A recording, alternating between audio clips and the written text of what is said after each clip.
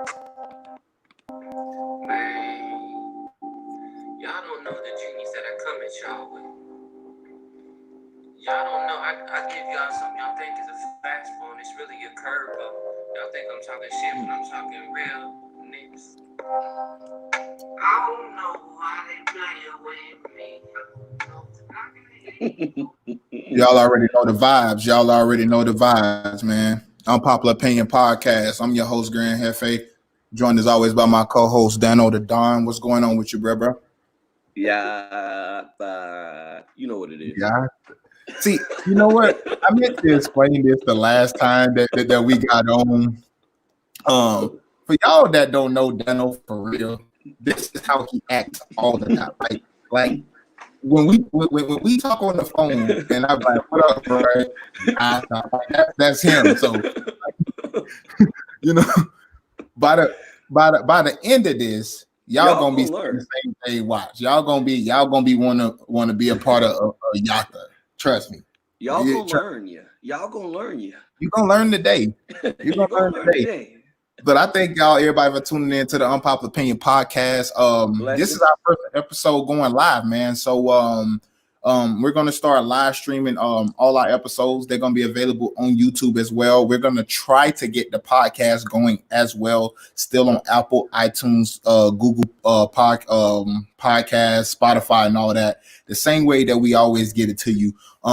But we just wanted to try a little something different, spice up the podcast. And man, like I'm actually already loving this already, honestly, bro. I like the setup. I like it. It's already feeling a little more official. We about to get up in here and take some booties. Take some no homo. No homo. Please, no homo. You gotta make sure we say that because boy, nowadays. You know the 12-year-old kids will be in the comments. You know the 12-year-olds will be in the comments, bro, at you. You know what I'm saying? They're gonna be at you. But let's go ahead and kick this thing off, man.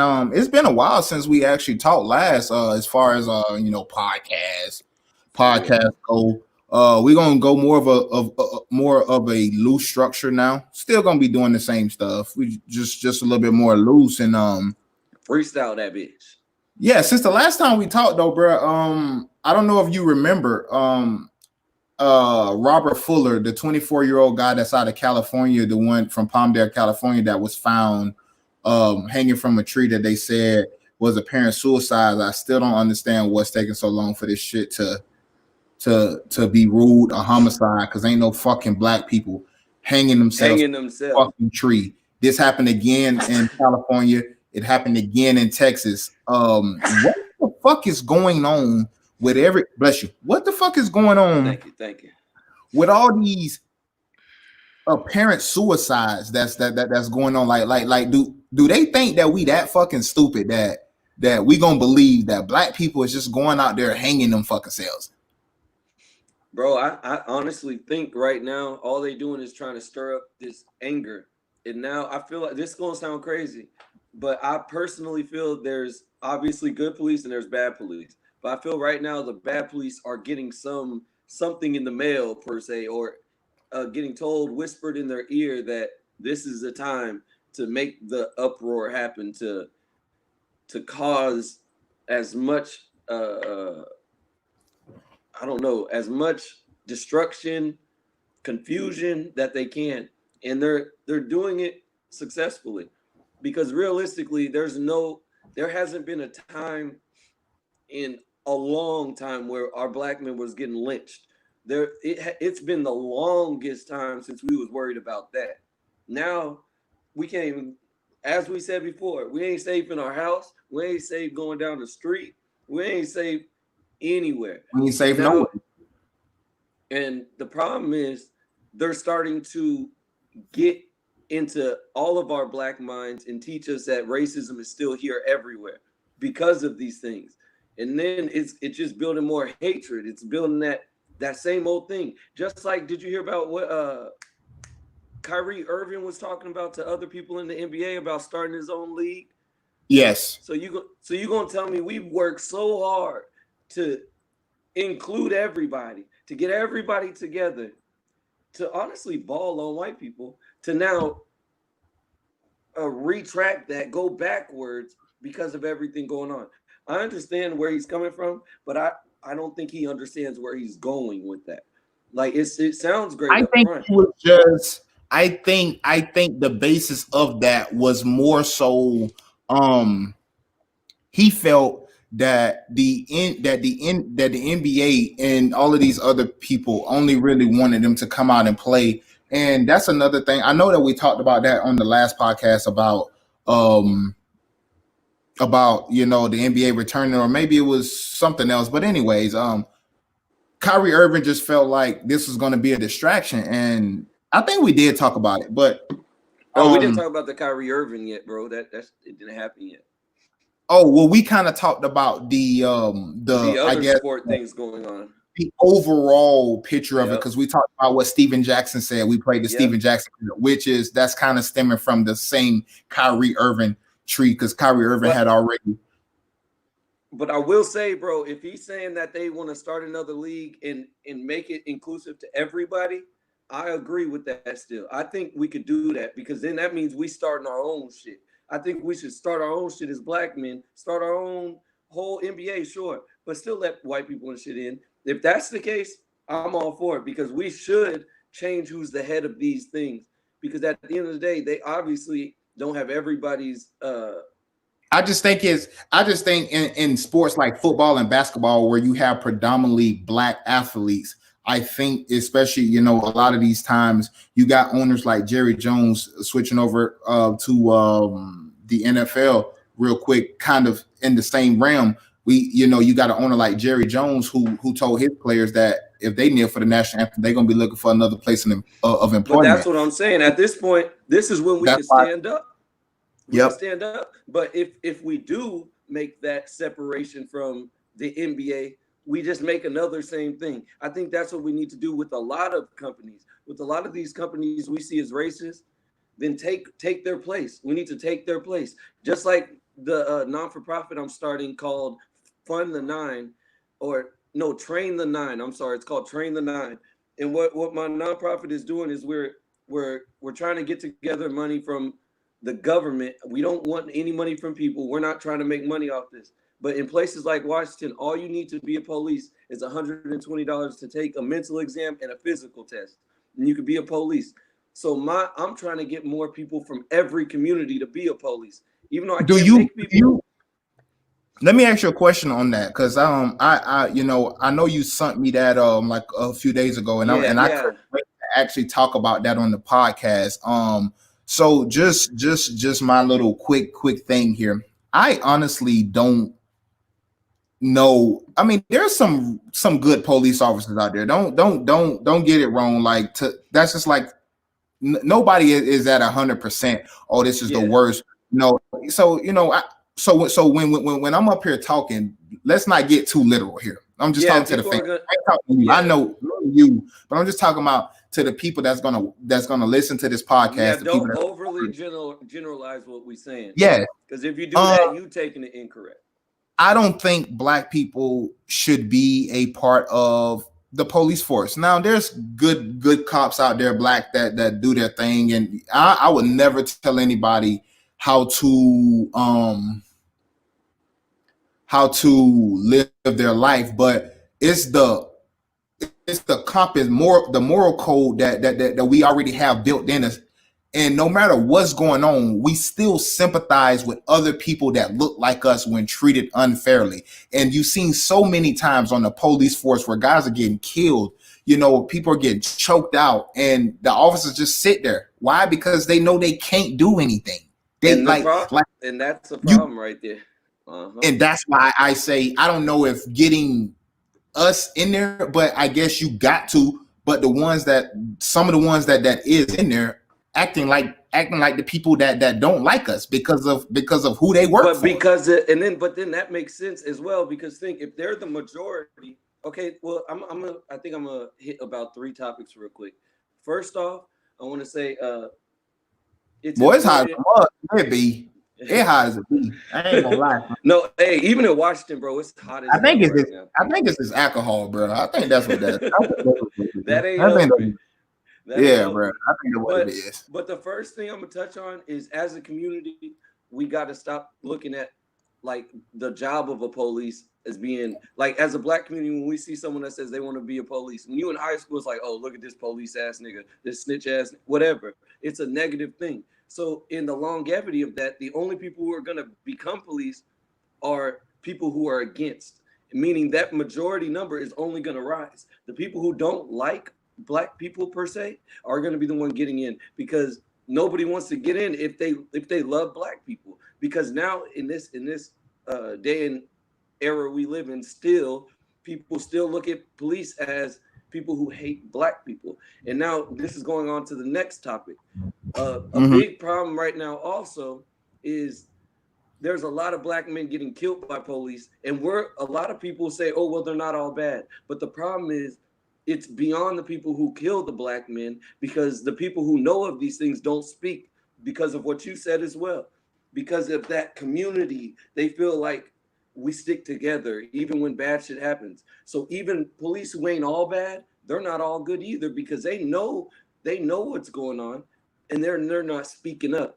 But then that goes to my third point. That's why we need, as a community, to put our people in there. So at least, even if we're not a majority, we have a more equality. Because the problem with police today, I believe out of, say, 20 police, there's probably 3 black. And those 3 black men are so outnumbered by the white men that they start to take their traits. It's like birds of a flock together.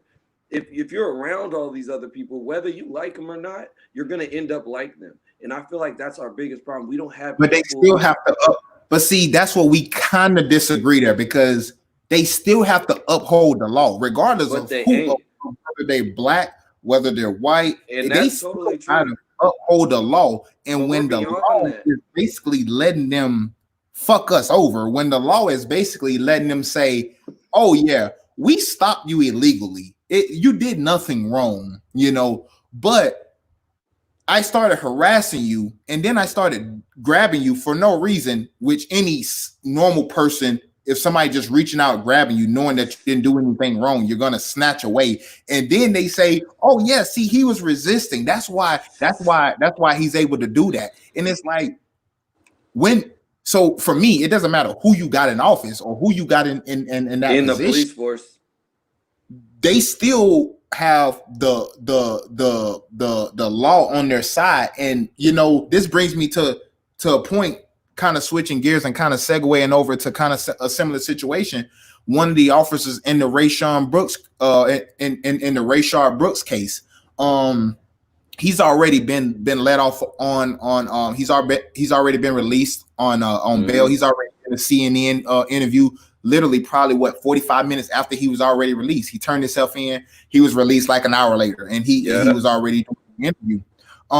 And at first they were saying that he was going to testify as a witness for the state, and then all of a sudden his lawyer come out, oh, he's not going to testify anymore. Well, why you think that is, bro? Because these police officers, they live by a code. Exactly. They live by that code. It's almost like being like, if you're in the streets, like you live by a code. You know what I'm saying? For these people, they live by a code. It's the same. I'm glad you said that it's the same. Now let's prospectively think about this. So if we think of the police, we can think of them realistically as a gang, correct? So if you infiltrate, say you have a hood, let's just say Pyru, and it's full of real niggas. But then let's just say 3 snitches get into the mix. That's gonna fuck up the whole thing. Now, I feel like that's the same thing with police. Theoretically, on the surface, we're talking about it because we know, yes, something like that could.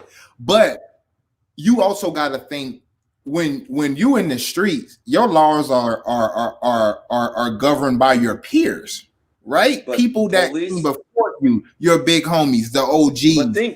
That's who laid the law.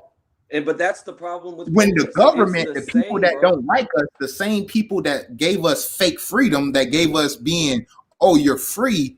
Those are the people that come up with these laws, not the big homie from the block that that your uncle knew back in the day. But that's the problem. But now this is where we're coming into a problem as a society today. The police aren't following the laws; they're following their own laws. That's which is the point. That's exactly the point that I'm trying to make. That they ain't following the laws, but they getting off by loopholes created by the government. Which is the reason why now they coming up, oh, no chokeholds, no not warrant, because they already know, like, bro, like this stuff should have already been outlawed. You shouldn't be able to choke somebody out, that's handcuffed. I mean, that's like, it shouldn't take a genius to come up with, hey, you know what, maybe we should be choking out people, when they got their hands handcuffed behind their back with fucking bracelets on them. Yeah, that, you know what I'm saying? That don't make any sense. So the people that's making these laws are the people that's enabling the people in blue to do what they're doing. And I don't think having more diversity on the force is going to deal with that. But this is why this is. Let me ask you this real quick, then I'm gonna let you go. What do we always say about police officers when they're trying to abuse their power? What do we say about them? They're crooked. No. What do we say? Meaning like, oh, we could tell he used to be, soft in school. That's why he became a that's true. He used to get bullied and shit. That's true. So the people that's technically going for these jobs, bro, like it's the people, not necessarily, not all of them got bullied. I mean, obviously, but I'm just saying for the vast majority, you can tell people that really wasn't nothing in high school, or they always got picked on, or they didn't have many friends, because when they join the police force, those be the biggest, toughest ones. I doing all of these riots, I seen a black police officer literally, bro, like trying to bait this woman to come outside like he was so tough, and it's like, bro, you're not tough. And it was a black dude, not tough, dog. Like you're not tough just because you got police written across your chest and you got a badge and a gun, and ain't nobody really gonna try you like that. While you're trying to incite somebody to come outside so they can, so you can handle them. It's like, do that when you're not in them, and you're not in them uniforms. Do that then. Do that. Yeah. I guarantee you won't go to I guarantee all these police officers that get so big and tough when they're in uniform. Oh, what you gonna do? Yeah, come out here. I guarantee you, none of them will be willing on their day off to go to these same hoods that they go terrorize with no police gear on. And talk to them same people the same way, asking them what they're gonna do, and come outside and, oh yeah, come on, and I'll do this. I guarantee you they wouldn't. So I don't think it matters about the diversity on the force. I think it matters about the people in charge, the people up top, because if they don't change, you had the coon officer on MSNBC talking about the Rayshard Brooks shooting was justified. He did exactly what he was supposed to do. Are you kidding me? A lot of things like that. Bro, this makes no sense to me, bro. But that's why I say because you said it before, you have more sympathy for those who look like you. So if we get more people who look like us, they may have more sympathy. But not even before that same time, if we want to change, we have to go do other things. I.e., we have to go ratify 13th Amendment. We have to go amend it again, go change it up again, and then take off that part that says unless you're a slave. Because the problem with that is America is profiting way too much off of slavery behind bars. Because if you're paying somebody I made a whole video about this. They make billions and billions of dollars off of black men in jail. So what would that incentivize a policeman who works for this company, i.e. America? What is his real goal? His real goal is to get tickets and get people arrested. And that's their whole goal. What we need to do is step back. And that's why I say I feel like we need more people from each community. Even if it's not hood, we need more people to represent each community. So the people. No, we need more Israelite people, which would never be in the forest. That's true. Yeah, that's not for us. It's not for us. And I get it, bro. I get it. It's just not for us because it just messes with the moral compass. Because let me ask you something. I'm gonna tell you the simplicity of it. A strong person doesn't need the police 99% of the time. A strong person will not need the police. So a real strong black man, and there's strong white men, whatever, of course. But a strong motherfucker doesn't need the police at the end of the day.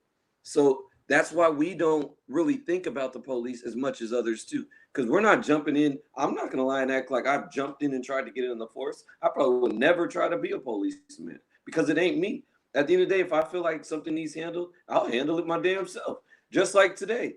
I I, I could have was about to get it the hands with 4 niggas at the same time because they was being disrespectful. And then after that, I was about to fight some other family because they was being racist because it was my daughter's birthday and shit. And then the little boys having fun over here. And then, oh, we told you can't play with them. And then that's a whole nother story. But yeah, no, I already, yeah. Bro, but what I'm saying is, if I was this green screen ain't my hair really, really short, by the way. I just want to let y'all know. I'm hanging. Really long. I want y'all to know I'm hanging. Yeah. No, but what I'm saying is a weak motherfucker would be like, oh, 911. I just dealt with some racism or some bullshit, but I'm gonna handle it on my own. And that's the problem with it is us as a society. A lot of our community, I'm gonna say the black community, because they are the ones who are dealing with all this. We don't realize how much power we have. And the problem is the man who feels like he should have the power because he has a badge is starting to recognize, all right, they're waking up. But not everybody is, but they're seeing all of us wake up because they see it on screens. They're seeing us protesting. They see what's really going on. They see we ain't taking it no more. So now they have fear too. They're scared as hell. But the problem, they scared. They most definitely is scared. That's for sure. I you can just see it, bro. Like you can see as if they wasn't already fidgety. You can see it. Like when you seeing these videos of these other protests and the people that just put random videos of whatever peaceful, whether it be peaceful or not, you can just see it in these dudes' eyes that is like at any moment, and that's the way you have to think about it too, because like at any moment it can go down. Like it can go as these people out here always freaking racing outside of my freaking stuff. But you can tell that as if they wasn't already in survival mode and already on edge, they're even more on edge, which is the reason why we're seeing more crime from the police just spike up. Because any little thing, have you seen that all of the cops from like different places all over the world are like not showing up to calls? They're calling in sick. And then they try to say that they're calling in sick. Nah, they're not calling in sick, bro. Yeah, let me that's what I'm saying. They're calling in sick. There's a difference between when motherfuckers are not showing up to the calls, and then you come out later and say, "Oh no, we just had a bunch of call-ins." Exactly. No, exactly. Ain't nobody coming in. Ain't nobody showing up to the calls. Bro, they're saying they're sick in the middle of their shift. I was watching them videos too, G. Like how the fuck? Oh, you came to work healthy, but now all of a sudden you got to help a brother. Now, oh shit! I think I ate now Taco sick. Bell. Yeah, now I'm sick, and it's like I got diarrhea. Shit. How you raise your hand? How you raise your hand to serve and protect? But then when you supposed to serve and protect, you sick and you want to go home just because you can't beat up on innocent black people like that. Because that's what I get from it. I get from it. Oh, I'm mad that y'all are now siding with these people and not with us. So I'm just gonna go home in the middle of my shift. I'm just not gonna show up. We talked about it last week. The whole SWAT team in Florida resigned because their chief took a knee with the protesters in solidarity. But now think about this though. Is that a new thing? Police? Oh, no, definitely not. Like really now, but it's funny because now them doing this so open, we can question their integrity this whole time. Because all the time when we think about anytime you see a nigga call the police, a black man, black woman call the police, it will take. Don't even they 30, 40 minutes call them. Up and they right down the street. Don't even call them. A white yeah, and don't even even like that. Bro, did you hear about that? This is a random thing, but did you hear about that social security number thing where they say if your fifth number is even like you're black? Don't say it out loud. Say it in your head and see. No, I already know. I already know my fifth number. You already know my fifth number, and mine is I guess because of my name. I guess they thought that I was white, so they probably gave me an odd number. That's what I said. That's what they did to me too. Yeah, they probably. I even told my mom. I guess I'm lucky. Shit, that's why they call me back. they didn't read the paperwork all the way down, to the race part of my birth certificate. They just seen my name and they're like, oh shit, yeah, he white. Yeah, we're gonna give him a hot number. He's white. He's white enough. Let's go. But let me get your. This is really before I get to the Juneteenth. I really want to get to Juneteenth because it was yesterday. But before we get to that, I also want to ask you how do you feel about? I'm not gonna call them what I want to call them because I want to get your honest opinion without a bias. Yeah, without a bias. So let me get this right. I'm just gonna ask the question then, because I'm putting no extra additives. How do you feel about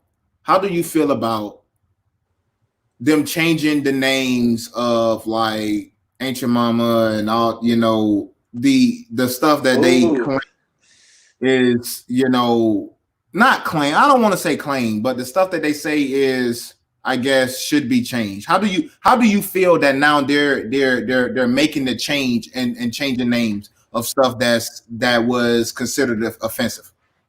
See, that's hard because the problem is I ain't done my research, but I will say from not doing research where I stand, I kind of feel like, okay, there's a starting point where it was right, kind of in my eyes, to take down all the racist people and shit.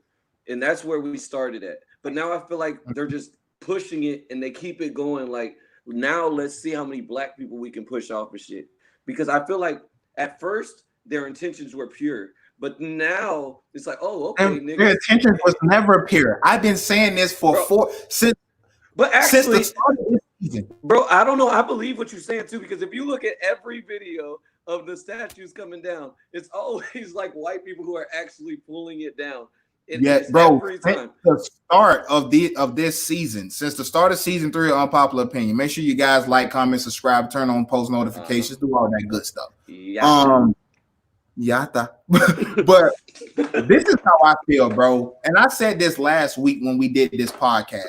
I don't know if you remember, and I actually posted this clip on Instagram. Make sure you guys go subscribe to the Unpopular Opinion podcast. The link will be down right here. You see it ticking off across the bottom of the screen right now. Unpopular Opinion _podcast on Instagram.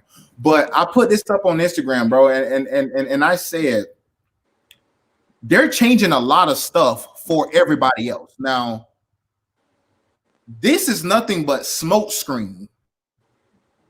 We got Breonna Taylor, killer, still out. Pause. They fired one of the guys, but hear what I said. They fired the one. They fired the one that shot the 10 shots in there because they said it was too much. Now imagine you worked anywhere else. You killed somebody. You work in the Nike outlet. Some dude, he's like, I don't like these shoes. You kill that nigga, you get fired. You don't go to jail. You get fired. Yeah, you don't go to jail. You just get fired. That nigga 10 times. This is my thing, bro. How is that excessive force, but not shooting somebody in the back? How is that not like, bro? How is shooting somebody in the back less harmful than, I guess, shooting somebody that's not even a threat to you? That's literally trying to get away from you. That is literally the definition of someone who's not a threat. Someone who is fleeing from you. That's okay to do it. Right? But after you've been shot at. After you've been shot at. Are you talking about the one from Wendy's, bro? Yeah, Rayshard Brooks, who was shot in his back when he was fleeing. He took the taser He resisted arrest. He does not deserve to die because he took a taser. I've seen plenty instances where cops run from people with knives instead of shooting them with the taser. So no cap, no cap. That person always seems to die no matter what happens. I'm just gonna say that was a really hard situation to judge because, and I'm gonna say why. No, it wasn't. I'm gonna say why though because of this. I'm not saying for him to get killed, no matter what. And I need to. So that's why it wasn't a hard situation. So that's why it's not a hard situation to judge. The penalty should be death. No matter it shouldn't what, be death. Yeah, no matter what, he shouldn't have been killed. But yeah, what makes it hard? I think he should have got shot in the leg. I will hold to that. I think he should have got shot in the leg. Bro, why? Tell me why. Just cause the nigga had the shit. Now we finna now see because go ahead. Because okay, first. Well, that's a hard one, bro. But it's not a hard one. I don't know. It's nothing, bro. It's nothing hard. Listen, I don't feel like he should have been killed. Period. I'll go first. I'll go first then. How about that? Yeah. You go first and I'm gonna come back. When you watch the video, he's talking to the police officers, calm. There's no It was whatever. all cool. It was all what cool. I'm gonna say this first before I get into my point. What I don't agree with is people acting like he did nothing wrong. Now let's get that out the way first. Let's not act like he didn't do anything wrong. Because he did something wrong. He broke the law. Like people who saying, "Oh, he was only asleep in his car." Do y'all know that is you can still get a DUI for being drunk in your car if the keys are not in the trunk. Like that's law. But then people are saying they should have just let him walk home. But that's not in reality. He should have went to jail. But they could have handled it. But they could have handled it different. And that's why I say it wasn't a hard situation to judge. Because you want to take him to jail, fine. I know plenty of people that don't went to jail for DUI. I mean, let's not act like he's the first person that would have went to jail, for DUI. Like let's not do that. The penalty though shouldn't be death because never. If I took your taser, even if I took a taser from you, bro, this man didn't have a gun. There's two officers there. I know, and that's a good point too. For him to take the taser, if he takes the taser, one taser, that means you guys still have one taser. So if he's running away, why don't you chase him? Don't y'all go to the academy? Don't y'all do all this physical fitness? Ain't that's what y'all supposed to be doing? Patrols and all that other stuff. But no, it's just so easy to fuck somebody, right? Only when they're black. This is what fucks me up though, that you can't see in the video. Is you can't see if he actually tases the other police with a taser, but because if he didn't, and I don't think he actually hit, I think he shot it and missed, but that other police should have still at least had his taser on him. But the problem is he had the taser and he put it away and grabbed his gun. That's why I say this should not even be. This one ain't hard to judge. Because there's a such thing as like escalation of force, meaning if you got a taser, I don't think you need a gun. But it's just, bro, the problem with it is we have too many pussies in the force. And I hate to say there's no other way to say it. No. There's two of y'all and there's one drunk guy and y'all can't get you know us niggas. We already bro. Nah, nigga, this nigga was drunk as fuck, bro. And he was on an incredible hump, bro. And there's nothing to laugh about, but he was on incredible hump. And ain't no little white boys, bro. But that's what I'm saying. We need stronger police. I don't agree with killing him, bro. That's what I don't agree with. Because there's other things that you could have done. You could have let him go. He already told you where his sister stayed. He gave you his license. He already subjected to a breathalyzer and all of that. So you know where he could possibly be at because I didn't think about that. That's true. I didn't think about that. I didn't even think about that. Yeah, they already did get his info. They could have. I didn't think about that. He had already told you his sister stayed like a couple blocks. Can you just let him walk home? Which is the reason why everybody that seen the video was saying, well, they could have just let him go. I don't care whether they should have let him go or whether they should have took him to jail. What I care about is another black man gunned down when he was no threat. No matter regardless, if I punch you in your face, but then I take off and run. Am I am I a threat to you at that moment? Am I a threat to you at that moment? If I hit you, I run away. I'm running away from you. How can I be a threat to you? How can you be in danger for your life? Because that's the only time you should want to shoot somebody. That's the only time I shoot somebody. I'll put that fine if my life is in danger or if I got to protect my family. You running away from me. You're no threat to me. And you got a taser. That's true. All you got is a taser. I also have a taser. So the fact that you thought that it was okay to kill this man, that's the problem. And then you heard the other officer talking about how they stood on top of him on their shoulders or something like that, and how they waited minutes before they even called a paramedic. I didn't even know that. It's always that way when it's a black man. Yeah, you see countless numbers of other people that can get away with threatening police, running up the police with weapons, and nothing ever get done. That's the problem. I think another thing people need to think about too is the hospitals. Like we get the same treatment in the hospitals as well. And the only reason I say that is just today, just yesterday. There's a whole video where they just keep waiting, and the mom keeps saying that my son is dying. Please check on him. And they wait all day till he died at the end of the day, and she has a video just crying. And you could see her frustration, and I can connect to that because when I've been at the hospital, you could tell you're not a priority, and it's all through society. And I think we just need to. This is the problem. Society looks at black people a certain way, so they don't cherish our lives like we should cherish our own. A lot of black people don't even cherish us black people anymore. A lot of us look at each other like enemies. We need to get back on our throne, per se, or we need to understand our strength, who we could be. We need to get out of what our culture is, all this bullshit that they put on us to keep us in the same circle. We need to become stronger black men. And I usually want to say Mexican men and everything else, but right now I'm just going to talk about black people because I don't know who's with who anymore. And I just know we need to stick together, but everyone ain't willing to do it. So at the end, everyone ain't willing to do that, and that's kind of what I was talking about.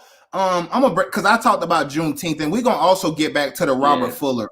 There was a reason why I mentioned his name in the beginning. But that's kind of about like what I was talking about yesterday, right? So if people don't know, yesterday was June 19th. We talked about this a few weeks ago. You should be celebrating Juneteenth, but you still celebrate 4th of July. And, and niggas know that they wasn't free. And on July 4th, 1776, niggas know that they wasn't free, right? And they still say, oh, it's okay, but that's not Say Cheese. I don't know if whoever listened out there, Say Cheese is a popular media page on Instagram, and they posted a Juneteenth little graphic yesterday. It was like June 19th, 1865, is when we were really free, but y'all are still celebrating July 4th. And I made a comment, and I was like, niggas really only celebrate their own culture when it's cool to do, bro. And that's why I say all of this stuff is fabricated. How many Black Lives Matter songs have you heard since this happened? Everybody got a Black Lives Matter. Everybody got a woke song now, right? Where was all these woke songs before? When it was only Kendrick and J. Cole and a few sprinkled in here, Jordan Lucas, where was all this conscious rap then? Where was all this? Where were all this? Oh, I'm for my people then. And people get mad at me, right? Because they always say, "Oh, well, it's better late than never. Better late than this." And it's not it's not the point of whether or not people are waking up to the truth. It's the fact that people blindly don't care about their own culture, but then when it's cool, when it's elevated on the spotlight, now everybody cares. How many Juneteenth posts did you see yesterday compared to last year or the year before that? Or the year before that? Or the year before that? Or the year before that? People still don't even know what it is. If you think about it, people just know kind of what it is, and they're like, "Oh, Black Holiday, I'm with it now." Because all this BLM. That's exactly what I said on Instagram yesterday, and I was like, people only do it when it's cool, bro. Like it's okay if you support your culture. What I'm saying is the people that actively only do stuff when it's convenient for them. Those are vultures. Vultures, bro. That's what I was referring to. It's not that, oh, you didn't know that, oh, we wasn't free until 1865, even though you should have already known that. Like that shouldn't be new news. It shouldn't be new news that in 1776 your black ass wasn't free or your ancestors wasn't free. You should know this, man. Yeah, you should already know this. And some girl tried to tell me, oh, it's because, oh, I'm sorry, our people are, and I read it so sarcastic because that's how she put it. Oh, I'm sorry that our people are just now waking up and that the media has been putting stuff on there to deter us. I'm like, it's 2020. That excuse, bitch, that shit been played. You got an internet, bitch. Look it up. That's exactly what I say. You on your phone all day on social media. You telling me that you can't do a quick Google search about your history? Boom. What you just said right now, that's what I don't like, bro. I don't like it, bro. What stuff you just said kills me. Motherfuckers now act like, oh, I'm so woke. I'm for my people. No, motherfucker. No, you ain't. You for whatever that last post you just saw. Exactly. You don't even know what the fuck whatever gonna get you that clout.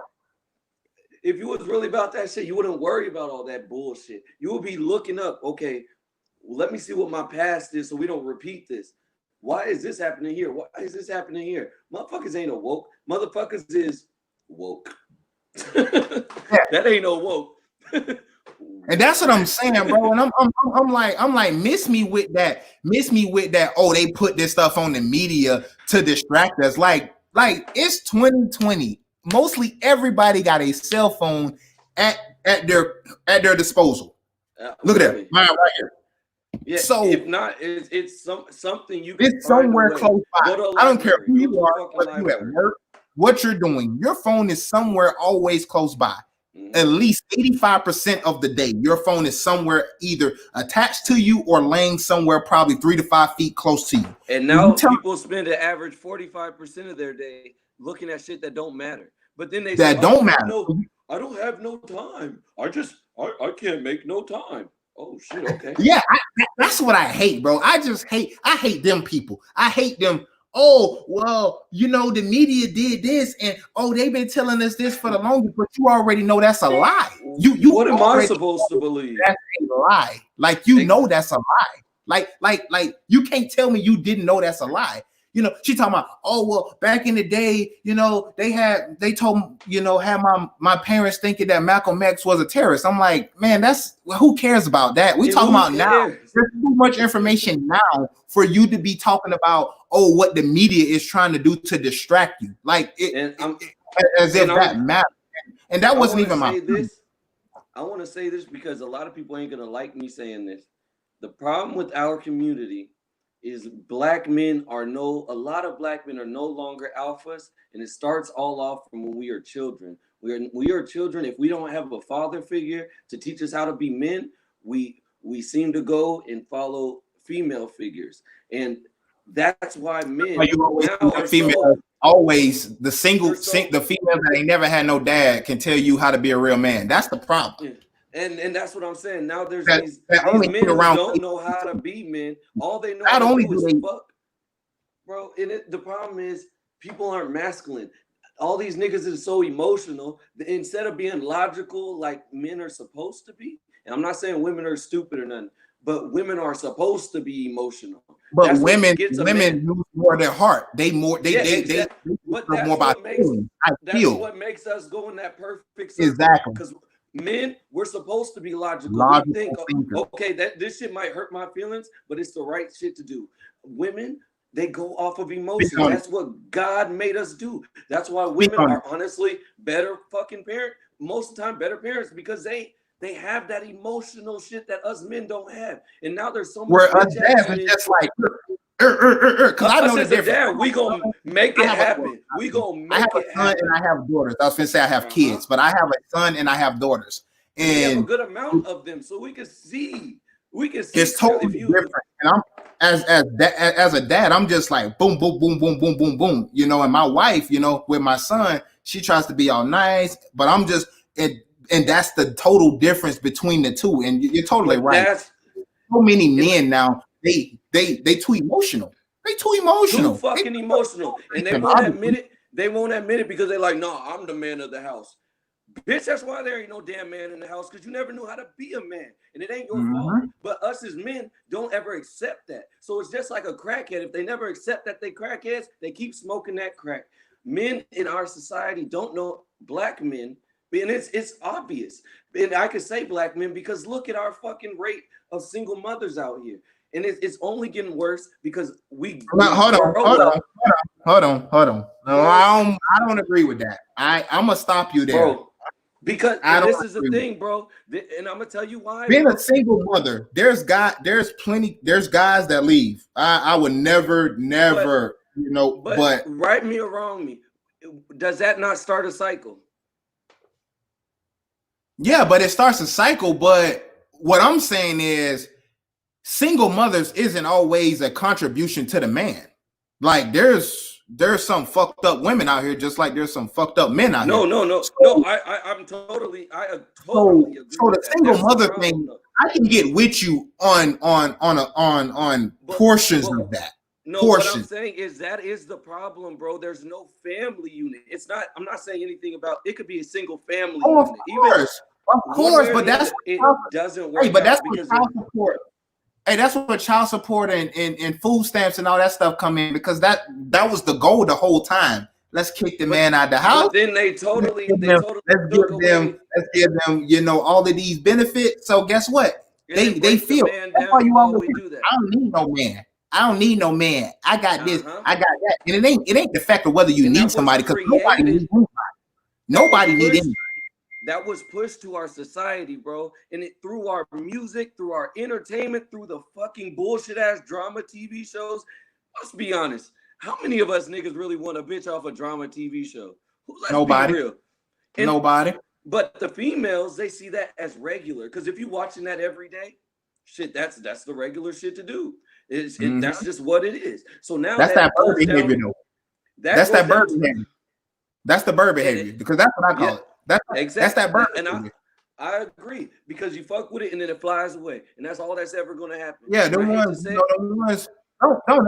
don't ever fuck with somebody that'll tell you they don't need you, because it's like, of course you don't need me. Like of course nobody needs anybody. Like let's be realistic here. Nobody needs anybody.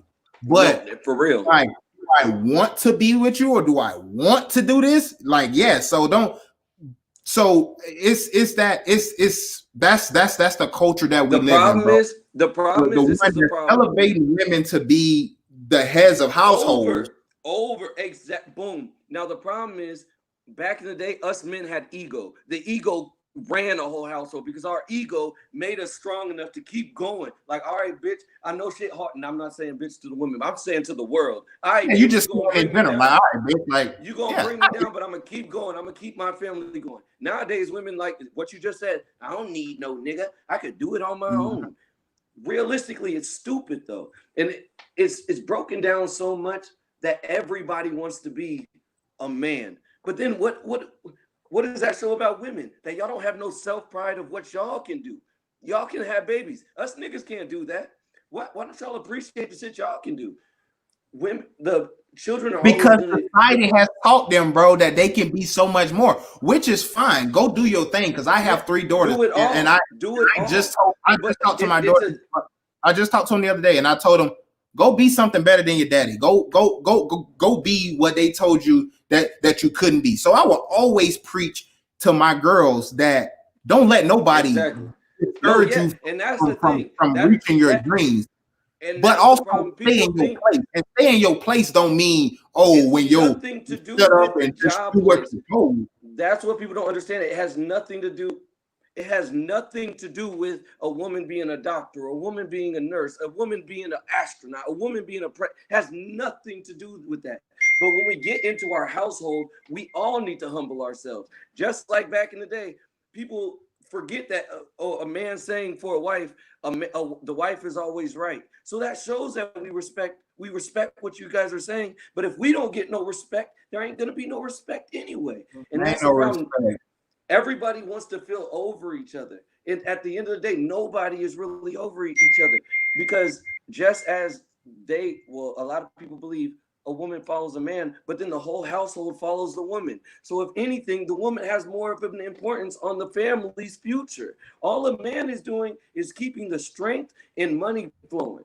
That's most of the time. That's the original views, and it That's makes supposed sense. that's supposed to be the plan. But it makes sense. I'm And glad it's you not said that, bro. I'm glad you said that, because I argue with people all the time, and mostly women on social media, and I just cannot figure out for the life of me. The problem is the Most of them feminist movement. can't cook.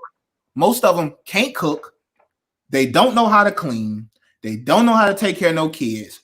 All they know how to do is sit around, be on social media, go get bundles, go get their nails done. What's but crazy? Then they want somebody to take care of them. And it's like, and then they Look say, at the well, percentage of these women, bro. men back in the day used to provide. Men back in the day used to provide. Exactly. And you know what I tell them? Women back in the day also used to know how to clean and cook and do everything else too. So all that man could do was provide for you. But ain't nobody finna provide for no child. Like I tell people all the time, man. You know, when they say, they come up with these questions on Facebook. How much is a man supposed to, buy on how much is a man supposed to pay for his bills, or how much of the bills do a dude supposed to pay? And for me, I don't know, I can't speak for anybody else. In my relationship, I pay the bills. And yeah, straight up, no cap. Only because I have a wife that's also willing to work and willing to do things. I will never pay for a lazy person just to sit around and do nothing. That's just not, like, I've been there, done that. That's not what I'm going to do.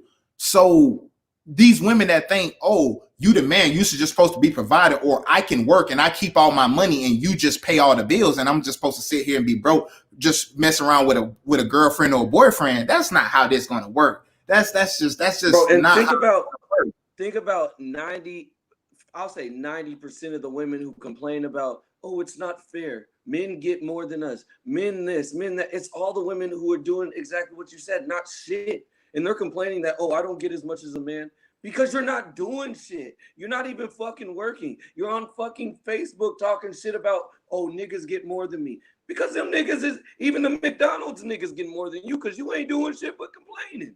And that's the problem, is they don't understand the reason you ain't getting as much is because you're emotional, because you ain't getting out of that and working toward what you want. I think a woman can do a lot of things better than men. A lot of women are amazing. For sure. The feminist movement has made women not appreciate being women no more. It's made them too high and mighty. That's really what it is, bro. So that's really what it is. It's high and mighty. Because I challenge any one of these the women that act like that to go talk to your grandmother.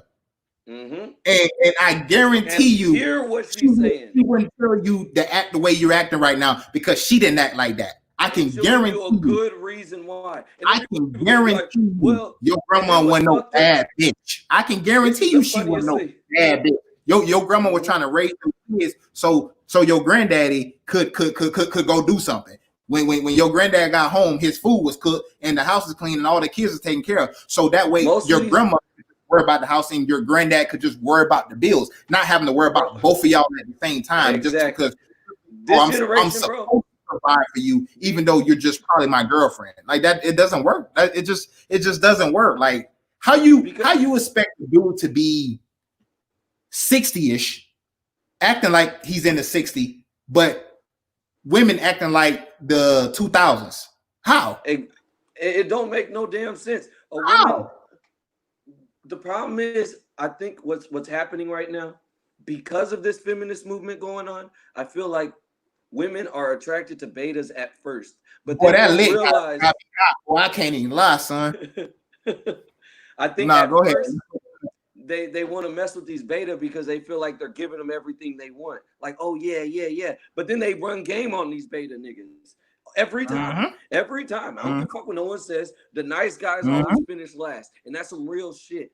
And people don't want to admit that. Especially in this generation.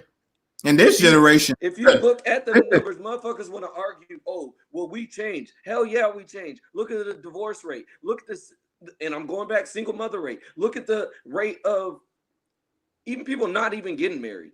Just there's no marriages really now. There's maybe 15% of marriages that last now. Especially among our people.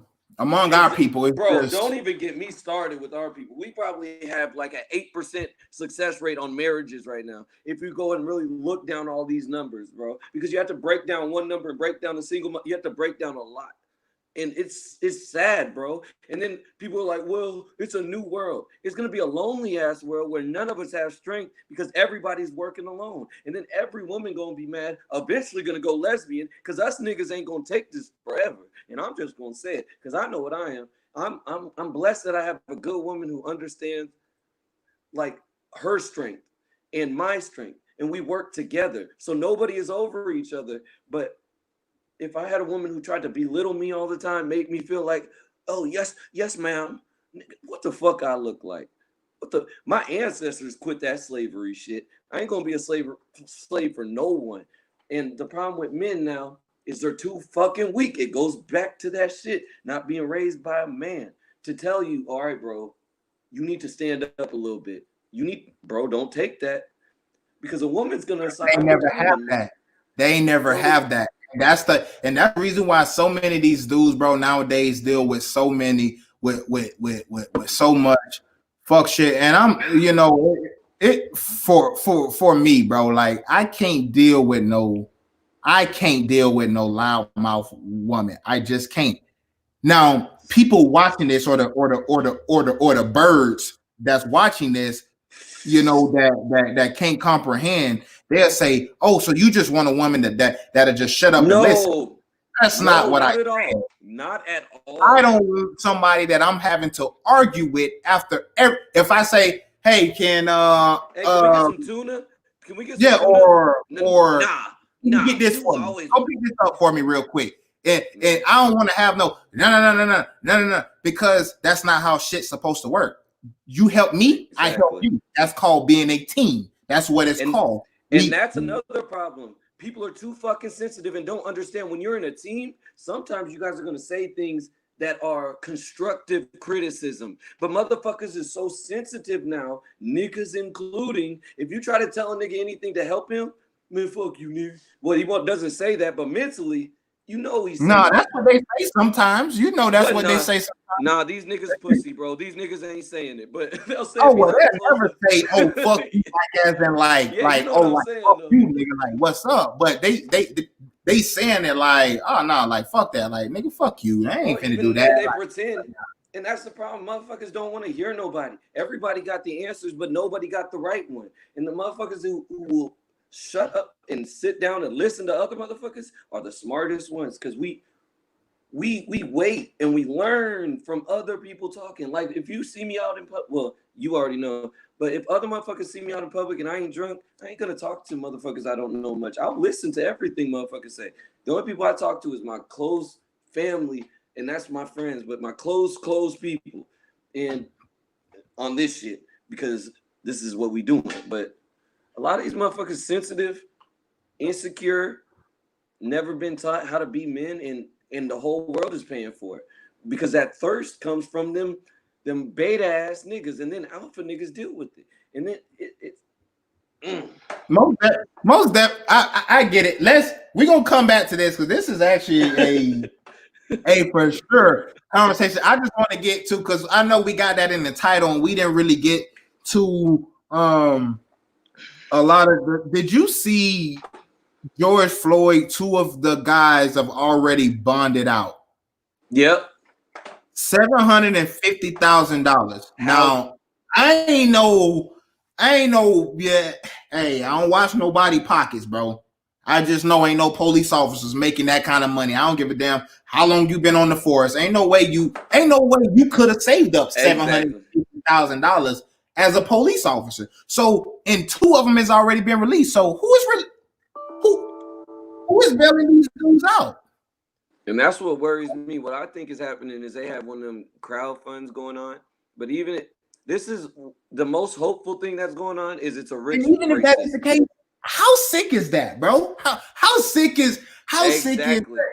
You That's why I'm saying the best case possible is it's one racist nigga. But what I really believe it is it's multiple motherfuckers. Oh, it's more like a fund me and all that other stuff. Sure. And all these racist motherfuckers is hiding somewhere on computers. Oh, we'll help this guy. Fuck them. And that, bro, I'm telling you where I'm at right now with this racist shit. You don't even understand, bro. Because at first I was mad because I see it white people. But now it's pissing me off. Other minority motherfuckers who white people don't even fucking like are trying to side with, bro. Yeah. I can't make this shit up, bro. We all have that in just about every culture. It's so wild to me. Like, man, like my wife is Mexican, right? And it's like all minorities. We don't realize, like, if we technically, when we go back to research, one, we're all the same people. Like, we literally the same people. There's a reason why a lot of black people and a lot of Mexican people always say, "Oh, I'm Native American. Oh, I got this Native American." Why you think that is? Why you think Texas, Arizona, and New Mexico was literally part of, or I'm sorry, yeah, Texas, Arizona, New Mexico, California was all technically Mexico before Mr. Christopher Columbus came over here and sailed the Columbus Blue and found it somewhere that was already found. How can you find something that people were already at? It don't make any sense. But back to what I was saying, I've done that. I found some stuff in people's apartments that became mine. Just kidding. That goes on. You know, I watched a video the other day. It was these Mexican guys talking to this other Mexican guy, telling him to go back to Mexico, as if Trump really gives a damn about your stupid ass. Like, go back somewhere that I've never even been. Okay. Go back somewhere. I had to already been there before. Like, that's where I'm from. So what you mean go back? As if they care about you either.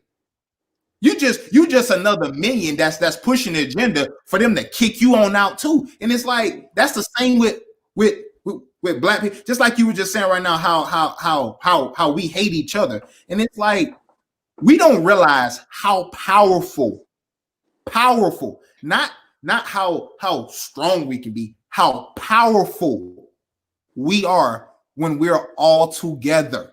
When we are one. There's a reason why Mexicans are in the ghetto. There's a reason why blacks are in the ghetto. There's a reason why Puerto Ricans are in the ghetto. Haitians, Dominicans, Puerto Ricans. There's Native Americans. There's a reason why we're at the bottom. Huh? Ding ding. We're all in this together. We on the same fucking people, just different shades because we got conquered by different people.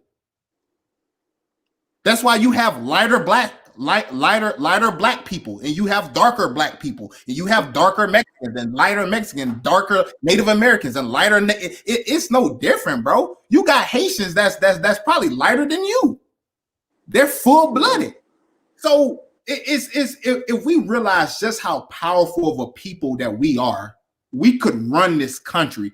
But now going back to what we were talking about earlier, remember how I said what we need to do is start these new things that are already there, i.e. NBA, NFL, police.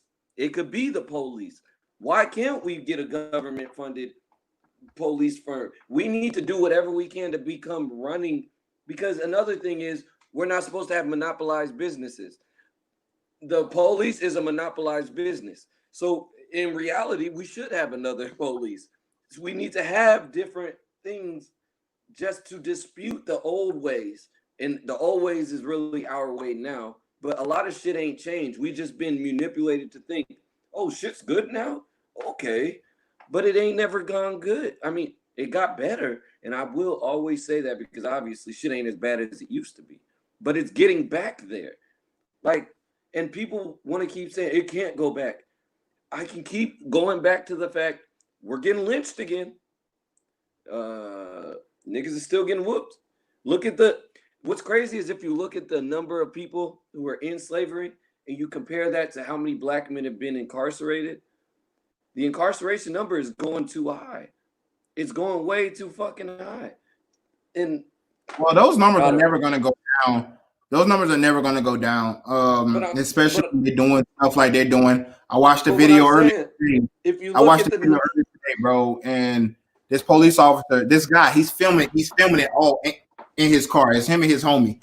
They in his car, they chilling, right? They just stop. Police see them. He goes over across the street, right, and just sit and wait on him, right? And he said, "All right, I'm finna start recording now." You know, he's recording. You know, he said what's gonna happen. He's driving.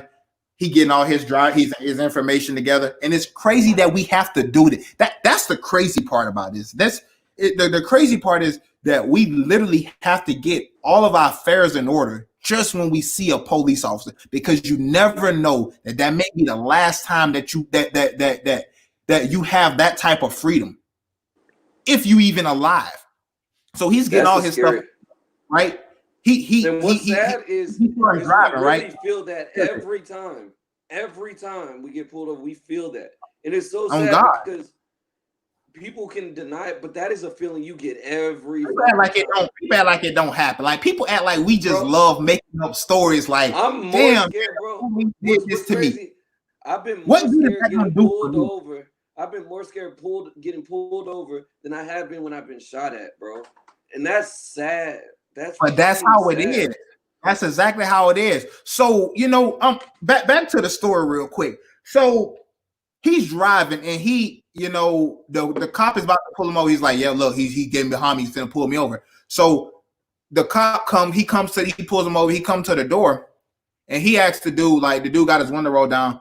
He didn't even talk to the guy that was driving, bro. He went straight to the passenger. You got any ID? He already knew this dude because the dude is like, bro, you already know who I am. Like, stop playing. Like just run my license. Just I ain't got my ID. Run my name. You'll see I ain't got nothing. Long story short, he pulled this man over, pulled the driver out the car just so he can talk to the passenger about a girl that he was going to go see. Now I'm like, so you like y'all are getting bold now. Y'all are checking civilians about a woman? Did you see that?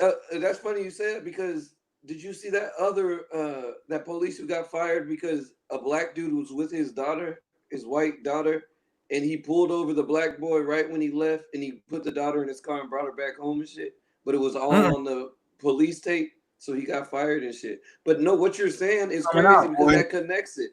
They don't give a fuck no more. Like now it's coming out, bro. Shit, it's coming out.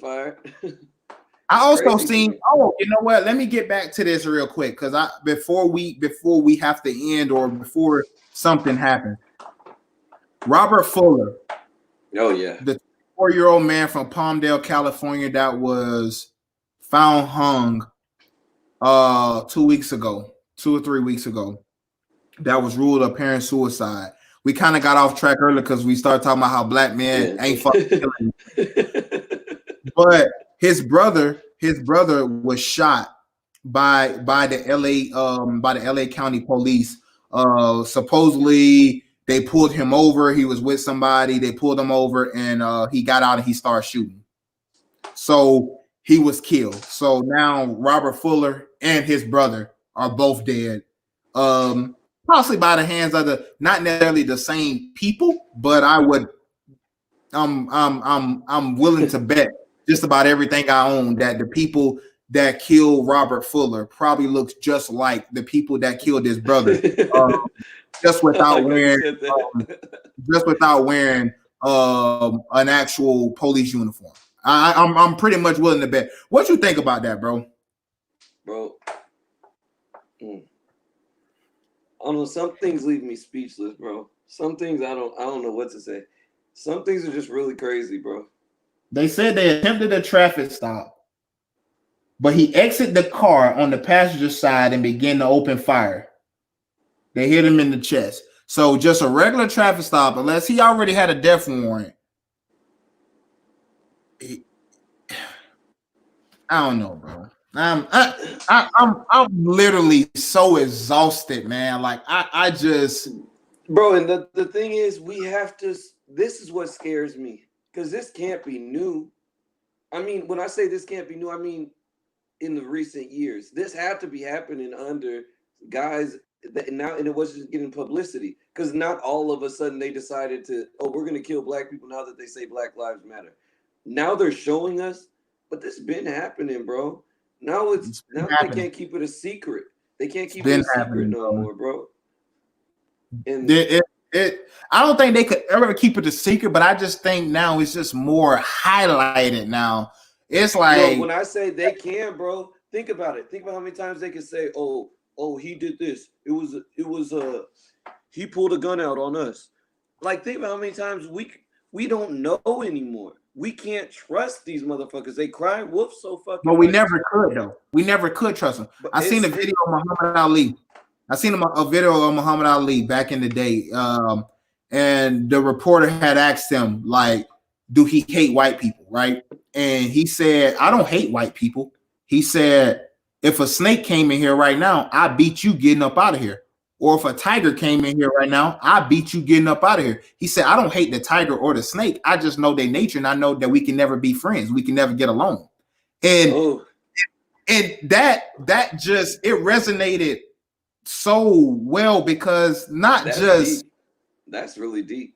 Because it just shows the history, and it's still going on. That's like when people say, "Oh, y'all still talk about slavery?" Like some of our grandmothers and great grandmothers wasn't like a part of this. And that's the problem. They don't realize it wasn't. That's recent history, man. That's recent. Civil rights. That's recent history. Yeah, you talking about your great grandmama and what she was doing? Ask me what mine was doing, motherfucker. Yeah, and that's the problem. They don't realize people can't stop feeling something about slavery for another fucking, give it fucking 300, 200 years or something, and then say it's old. But bro, there's still motherfuckers recent history. Alive now. Still recent history. There's still niggas alive now that can remember when shit was a lot closer to slavery. That's what I'm saying. There's still slaves now. We know people that still can talk about those times. Now, you know there's slaves now. Yes. Now, and in the United Nations, they were talking about by 2020 they were hoping to get rid of all slavery. Like, bro, I hate to say, I think everything's gonna go back. Talking about this in 2020. That's like when people always talk about, oh, ain't nobody getting lynched. Ain't nobody doing this. What happened to the teenager? What happened to Robert Fuller? What happened to the teenager that was just found at the elementary school in Texas? Don't tell. What about I believe it was in Washington D.C. where the police had to respond to a bunch of fake people, fake humans getting hung in trees that they now having to investigate as hate crimes because people just hung nooses up in the park and in trees, and they just put like a dummy hanging from a noose. So you're trying to tell me that slavery and all this stuff is so far gone that we shouldn't talk about it, although that's our reality every day. For real. I seen the sad thing. That's our reality every single day, and people try to act like it's not. That's what kills me. The people that act like this stuff just don't happen. Like oh, people are just making this stuff up, and it's like, have you not been watching, or do you just not care because it's too much information. It's kind of go back to what we were talking about earlier. There's too much information out there for you to still be this stupid. Because that's what it is. Bro, yeah, there's like literally old ladies who be on my because I be posting a lot of Facebook things on these groups about. Also let people know your YouTube, Solar Truth Productions on YouTube. Let them know. Solar Truth Production, y'all go check it out. A lot of the things we talk about can be referenced to that. When I say I talked about it already, I'm talking about on that other channel or here. So if you can, go subscribe and like there as well, because we're gonna make this bigger. This is gonna be a link in the description. A huge production squad. Y'all don't know we're gonna build something huge, and we're gonna change this world one step at a time. But like I'm saying on Facebook, when I'm posting on because I'm on a lot of groups and we talk about things like this, and there's old ladies who are like, "Oh, that's still going on." What, bitch? Have you been living under a fucking rock or something? Like, but you know what, bro? I think those people, they don't even care. And that's what it really is. They never cared in the first place. It didn't affect them. They don't care. So they never even realized when it was going on in the past. So for them to say something like, "Oh, that's still going on," that already shows that you're naive to it. And that's what scares me. There's some people that can't be touched. So my only hope is my children's children, that most of these racist motherfuckers is dead, to stop giving this to their generational curse, giving into their generational curse, which is racism. And it's probably gonna take a lot more than 200 years. I don't fucking know. But I just hope. No, this won't happen in our lifetime. This for sure won't happen in our lifetime. The way things are now, I don't see it getting better in our lifetime, especially when we're changing stuff like the name of a fucking syrup label, when we still got killers out here on the loose. That's our priority. Aunt Jermaine, that's our priority, changing syrup bottles now. Yeah, let's change the name of that. But let's just fire Breonna Taylor killer. Let's not arrest him. Let's not bring him up on charges. Let's also give the guys that deliberately killed the man. Let's also give them bond as well. Let's also talk about all these black people getting hung from trees. But let's call them suicides. Let's do that. But oh, we changing the name of Ancient Mama. Oh my God. Man, that's fucking amazing for our people, bro. See, that's what care about us. They care about us. That's what I was talking about last week. That all of this stuff is a smoke screen, and all this protesting and all that's what this stuff is causing. Protest, do your thing. Don't make forget who you're supposed to vote for, bro. Make them feel it. Burn the city down. I don't care. Don't forget what you said. Don't forget what Joe Biden said. What happened? Joe Biden said when it's time to vote. If you black, you voting for him. You ain't black if you don't vote for Joe Biden. He said. Yeah, man. Motherfuckers is using this shit against us, and we are. You know why? Because they know how easy it is to get the black vote. They know how easy it is to get the black vote. Oh, let's throw some random shit out there because we know they're gonna bite. We know they're gonna bite. Like, oh, let's change the name of a slurp bar in the donut one. Oh, let's do that, man, because that's really what we need right now. That's close to there. At this point, we don't give no fucks about that. Honestly, don't give no fuck about no syrup being changed. I care about that. I like a dude, y'all still out here talking about black men hanging themselves from fucking trees. How we getting the trees? I like to see the black lady on my syrup. I don't care. Yeah, how do we feel like shit? Next, they're gonna say, "Oh, we gotta take the Washington nigga off the peanut butter because actually he was into some slave shit." Man, fuck y'all. You know that's what's gonna happen, and that's what I'm saying. That's why I said last week, bro. All of this, that's what protesting and looting. That's what that causes. And like I said, do your thing. Make them feel it's burn down the city because I don't give a damn. Whatever you do your thing. Yeah. But that's why I just said, from my opinion, looting, protesting is the least effective way of getting things done because it only gets them to change temporary stuff or just stuff in the moment because they want this shit to stop. You don't think they want people to stop burning down their shit and clogging up the streets? You don't think they want motherfuckers to go home? It's just like what this is. We got America with the hands chained to a table right now. And we hitting it with the hammer, each finger, and saying, "Oh, you better say you love Black America." Yes. Then we're gonna let you go. And then we finally hit them and say, "Okay, I love Black America." And they're running away. Fuck y'all niggas. And that's what's going on. Bro, that's perfect. That's perfect. Niggas. When you leave, when you hear, I'm quiet. Okay. I'm talking again. I'll be talking again.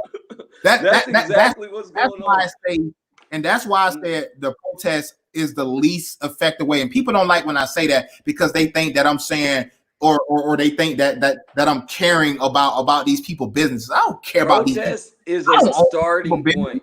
So why should I care about these businesses? I care about the fake love that we getting from this because they know, like I said, how powerful we can be. I hate the fake love because they know basketball. you give them small stuff, little stuff here and there. Oh, they'll forget about everything else, and then we're good.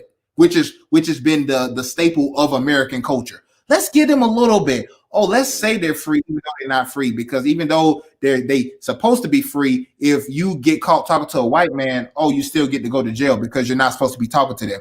Or if you don't own land, you still get to go to jail. So let's give them the illusion that they're free, even though they're not free. Oh, let's give them the illusion that they getting stuff done, but all it is a fucking name on a syrup box. Like, I don't care about that. Like, come on, man. Like, bro, like, when I seen that, I'm like, are you kidding me? This is what we deciding to tackle right now? All this stuff going on? A fucking name on a syrup? You know what? I've been thinking about that for years. They're right. Yeah, I was always hurting my right. feelings. Shit. Motherfuckers didn't even know about that shit. Motherfuckers don't even know bro. it. Like, who cares, though? Like, who even cares, bro? Like, that's what I'm saying. If I go, if I came out right now with a syrup with a syrup line and I call it, that's what they want the protesters to do. Hold the syrup in the front when it don't have her no more. Yeah, we got our win, guys. We got justice, but we got all these police out here. We got all these police out here running free, getting off on bond. You know, when they shouldn't even have a bond. But protest, bro. I have to say, protest is just the start. Protest is just to get your word out there, but there has to be steps after that. How many starts?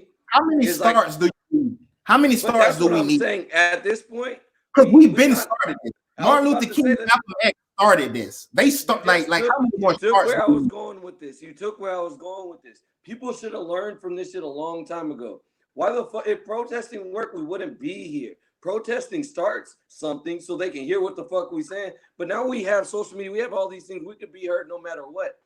But at the end of the day, it's like when you start playing basketball. You first learn to dribble.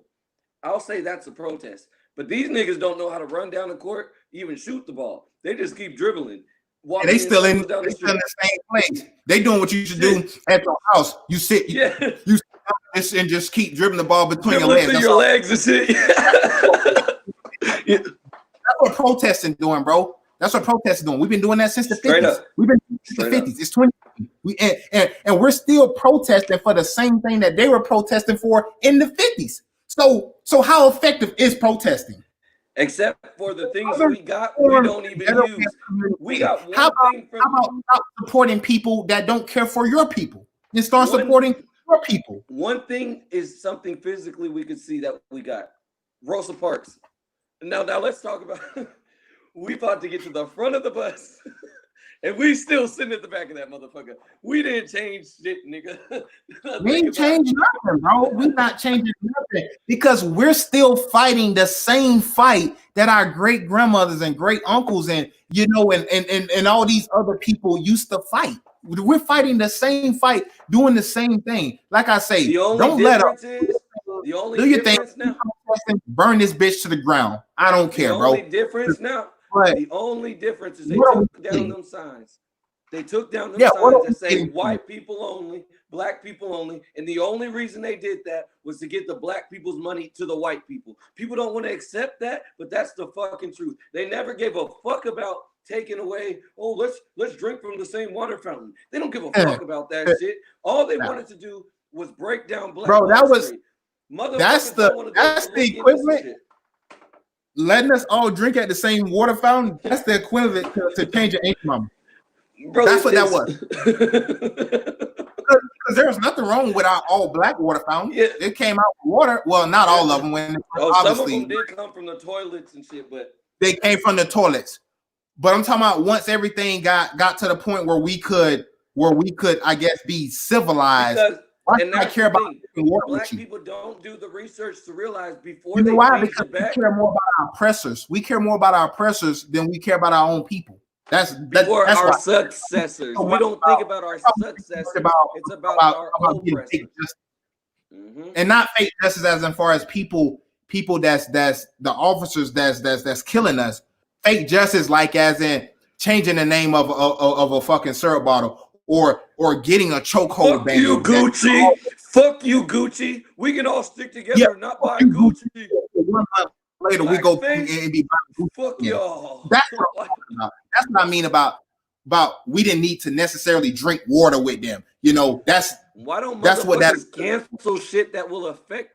Motherfuckers want to cancel everybody nowadays, but they don't cancel any real shit. It's all dumb as hell. And I'm gonna say it. Bro, they wanted to cancel J. Cole because of what he said about no name or not, whatever her name is. Exactly. Even though he gave her credit, he called her a queen, says she know her stuff, and the only thing he said was you need to basically work on your approach on how you speak, on how you educate your people, because when you coming off at your people strong, people don't want to listen to that. And people want to cancel J. Cole. People want to cancel J. Cole for that, but they still go buy Gucci. When that's Gucci, the biggest right there. We're canceling J. Cole, but we're listening to fucking what's her name? We got little Boosie out here. We got Boosie out here talking about he got his 13-year-old sons and nephews here from grown ass. We ain't canceling Boosie, but we gonna cancel J. Cole. That's the problem. Our culture is bro, our culture is so crazy. In the stuff that we fuck with Boosie, and we can still say that. We fuck with Boosie. So none of y'all come and say, oh, you say that because you don't fuck with Boosie. No, we're being real. Y'all motherfuckers is canceling anybody just off just stupid shit. And it's like, man, like it kills me. You know, we talked about that on Naughty Talk, you know, this cancel culture, how we try to cancel everybody for every single thing just because somebody have a different opinion of you. Like, how about cancel the real motherfuckers, the ones how about go cancel Montclair when they got the monkey face up there and all black face? How about cancel them? We ain't did that yet. Starbucks, we ain't did that yet. So the fact that we try to cancel everybody, it's wild to me. You know, a situation came up the other day. Go ahead. No. Lighter news. I'm gonna say it after. I want to hear what you're saying first. Okay, because I was gonna ask you, did you see the Taco Bell employee the other day? I think it was like on Friday. I think it was like 3 days ago, Thursday or something like that, where he was at work, and I guess it was his manager was telling him that he had to take off his Black Lives Matter face mask. He had like a face mask. It had Black Lives Matter. It was the fist, and then he had Black Lives Matter on it. And she told him that he had to go home or take it off. He said, I'm not taking it off, you know. And she told him, well, there's nothing I can do for you. Go home. And, you know, so they had a big thing. He gets on live. He explains it. And then, of course, Taco Bell, they come out with their little statement that, oh, you know, that's not how we feel. We deeply apologize. But see, that's what I'm talking about. When you openly let people disrespect you, and I'm glad you said that. All they got to made me remember something else. I'm sorry. You just made me remember something else. Did you see the video of the FedEx dude when he was dropping off the package, and then some guy sped by him and he said nigger or some shit? Yeah, I heard about it. I didn't actually watch the video. And now this might seem insensitive, but that's the type of nigga that's a problem. That nigga should have followed that. Who gives a fuck at this point? Was he the one crying? Was he the one crying in the truck? Yeah. Okay, yeah, okay, yeah. Fuck all that, bro. You can't let. Yeah, ain't no crying, bro. Just because you called me in. I probably wouldn't follow you. Earlier. I wouldn't follow you because I'm at work. Mm-hmm. But I've done that before in my own personal car. I don't follow niggas and wait till you go to a store or because you turn this. He just don't know. He shouldn't have told me like that, bro. Yeah, but fuck up. Go ain't finna be crying no part. Call me. Nigga. Stop acting so fucking weak because that makes all of us look weak. It makes it look like we're like, oh, I'm a nigga master. I'm sorry. I'm gonna go cry in my. He act scared of them. He act so scared of them. Like it's like. Man, like have a little bit of pride for yourself in this. Have a little self-respect. The first person that then got called a nigga, bro, and I don't know your psyche, and I don't know how you was raised. He did it for clout too. That's not I don't feel bad for this nigga. You gonna get called a nigga. So the fact that you crying about it, like that's what. Now He's trying to get sympathy, bro. I know Sympathy people and that clout. cry when they get mad. I know people that cry when they get mad. Beat this But that nigga ass wasn't is no mad simple. cry. That wasn't no mad cry. That was like I'm deeply type hurt. And yeah, I remember that though. Yeah, and I understand. I would be hurt too, but the nigga would have been hurt too on me. The nigga who said that to me would have been more hurt than me. I'm not gonna. Yeah, I wouldn't. Crying. Like I say, if I'm working, I probably wouldn't follow you. If I'm in my truck, bro. If we're on foot, if we're on foot, I'm gonna come see about you. I'm gonna come see about you, whether I'm at work or not. I'm gonna come see about you. But if you're in your vehicle and I gotta go catch me making a crying video.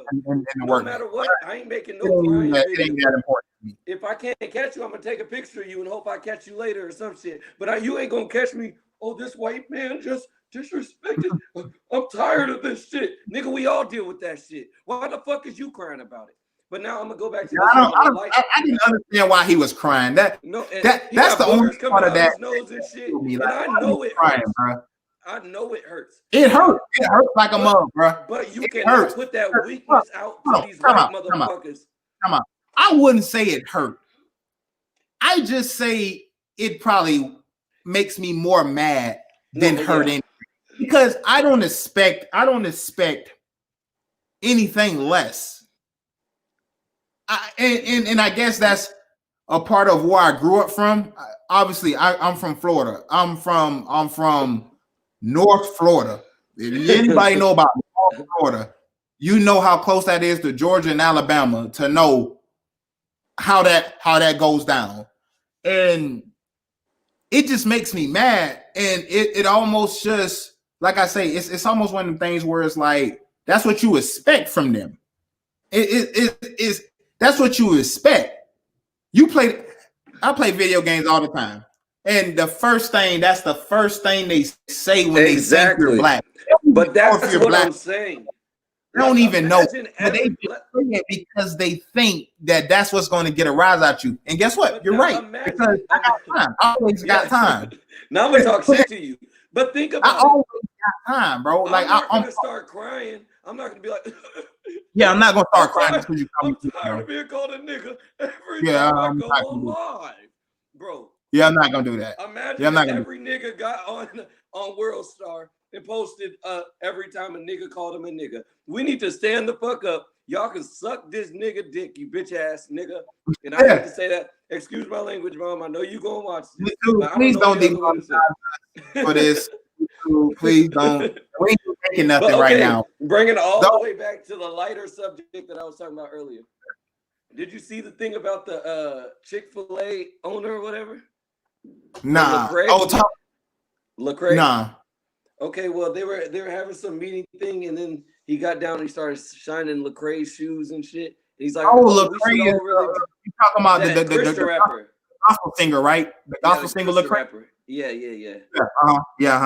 Okay. Yeah, I did hear about that. Okay, I did hear about that. I thought you was going to bring up something else. Yeah, I did hear about that. Yeah, it's getting wild. And see, that's what I'm talking about. It's that fake love, bro. Like, what are you doing? Like, what are you doing? Like, come on, bro. So is every black person you see, are you going to get down and shine their shoes, or is only one that is? Yeah, which ones? Because I got a couple shoes. If that's the case, shit, let me go to Chick-fil-A. I got plenty of them in there. I don't know when the last time I actually had a clean day for my shoes. So, you know. Is that the new Chick-fil-A protocol? Shit. Bro, and that's what I'm saying about this fake love. And people, one day, people going to understand what I'm talking about, and people going to see exactly what I'm saying. When it switches right back, the same motherfuckers who was out there a lot, and I'm not going to say all, but some of probably talking shit about what I'm talking about. Them be the same one. Trust me. And it's gonna be the same motherfuckers we were like, oh, you was just doing so good. Same racist motherfuckers gonna hop up out that same little cubby hole they was in before, because Black Lives Matter ain't a thing no more. And I think it's hilarious. While we on this note, it's not a lighter note, but it's because it's serious because somebody lost their life. But did you see Hurricane Chris? You know who Hurricane Chris is, right? Oh, about the murder? Yeah, he got arrested the other night for, I think it was second-degree murder. But when I saw that, when I saw hey, that, baby, I what told they my was girl, telling me in the comments, I told my bro. girl though, I said he looked like a nigga that would do it. He's a weird ass looking nigga, got a big ass head. He think too much. Hey, bro. The one thing I do love about our people, we have the ability to laugh through any pain or any heartbreak or just anything. We have the ability, bro. Tell me why people. I'm gonna put a picture up on the screen, right? And you know who Rich the Kid is, right? Yeah. All right. So look at this picture right here, right? That's of that's his mug shot, right? Tell me why people in the comments was talking about, hey, free Rich the Kid.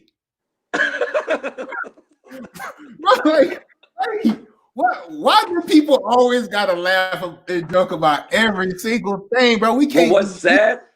Be serious Want me for to tell nothing. you the saddest thing? We're laughing about this now, but the saddest thing, if you go to any counselor and you have a thing where you laugh about bad things, that's literally a mental.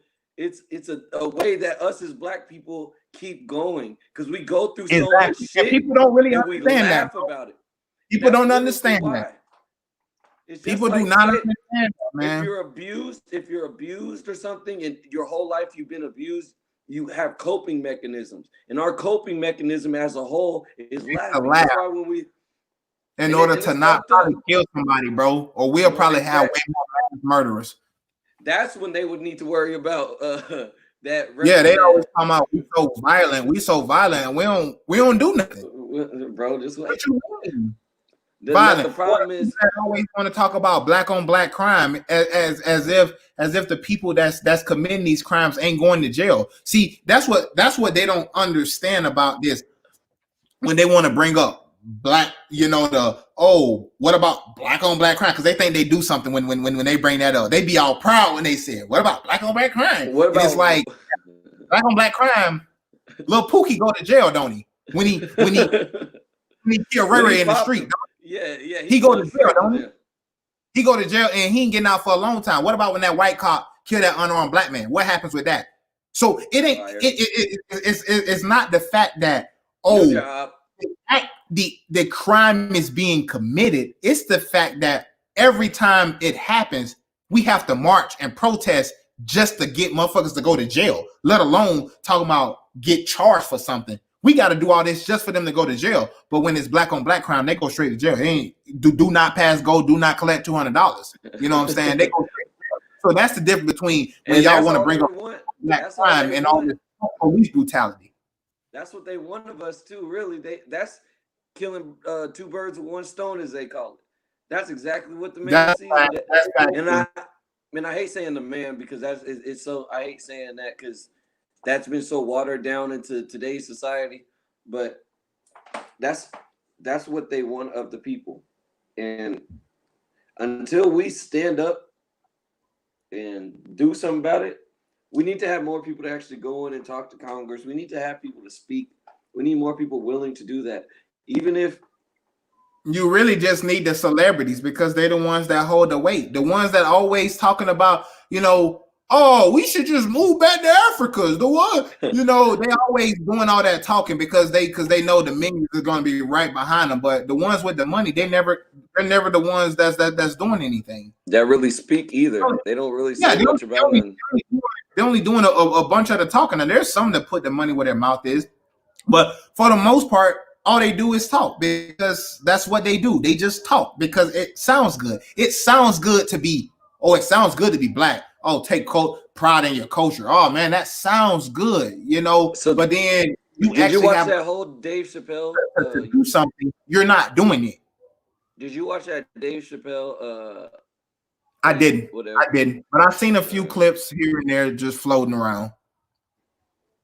I think I know what you're talking about when he was talking about how when people always asking him to speak on issues and he wonder why. No, and what he said made sense. He said he didn't want to make it about him or something. But I'm gonna say that was very underwhelming because you expect so much from Dave Chappelle, I guess. In that, I can I'm say, not a real Dave Chappelle fan. I'm not really a fan of his comedy. but he's still he's a consistent person with good content usually. Even if it's corny, it's usually good content that's that what connects to I it. think is corny. I think it's a lot of his stuff is forced. I know I'm gonna get a lot of hate for that, but I don't care. I think a lot of his comedy I could see where is you're forced. coming from with that. It's more so based on the shock value of a lot of what he tries to play, and then like the but stuff that's what that I'm saying. like, oh man, did he really just say that type stuff? And that's what I was expecting from this new thing that he put out, but it was nothing shocking. It was exactly what you expected to hear. It wasn't anything. I don't know. I feel like I could have got the same information from Bob down the block. Like I don't feel like it would. It ain't. I'm actually a fan of Dave Chappelle just because I saw his come up, and I think I became such a big Dave Chappelle fan by watching his documentary and all that shit because you see who he is behind it. But I do totally understand what you're saying. A lot of his comedy does seem forced, but yeah, it just seemed like his delivery. You could be the funnest person in the world, but if I don't like your delivery, I can't it's rock kind of with like you. You know, Jim Carrey. Dave Chappelle is not a good comedian. I'm just saying the way he delivers his jokes, I'm just not a fan of that. Another person like that is this is going off just rant, but Jim Carrey. If you saw how Jim Carrey used to do his stand up, I said comic. Used to do stand up. He used to just be like do a lot of weird shit and just make people awkward like where they laugh. Hard to make people laugh instead of just being and then they natural. just laugh. Yeah, and that's kind of how it's when you're like sometimes. Yeah, like it's like all right, let's exactly. laugh Like so the he shit does that ain't the really be next funny. thing. Laugh so he does some other shit, but let's go ahead and start wrapping this podcast up. But before we start wrapping it up, man, I want to get your thoughts on. That's one more thing that I want to get your thoughts on, but I want to save it for the show next week. I feel that we can bump it, but just to end on something kind of light, something that we can kind of have a few minutes of discussion on. What did you think about the AMC theaters? AMC theaters, they said that they will not require customers to wear face masks to avoid political controversy. I repeat, they saying they will not require their customers to wear a face mask because they don't want political controversy. I'm gonna tell you what that sounds like to me.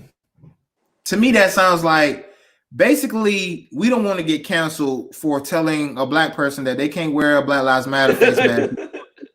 Something going on, so we'd rather just say we're not gonna make any of you guys wear face masks just so we don't have to worry about it.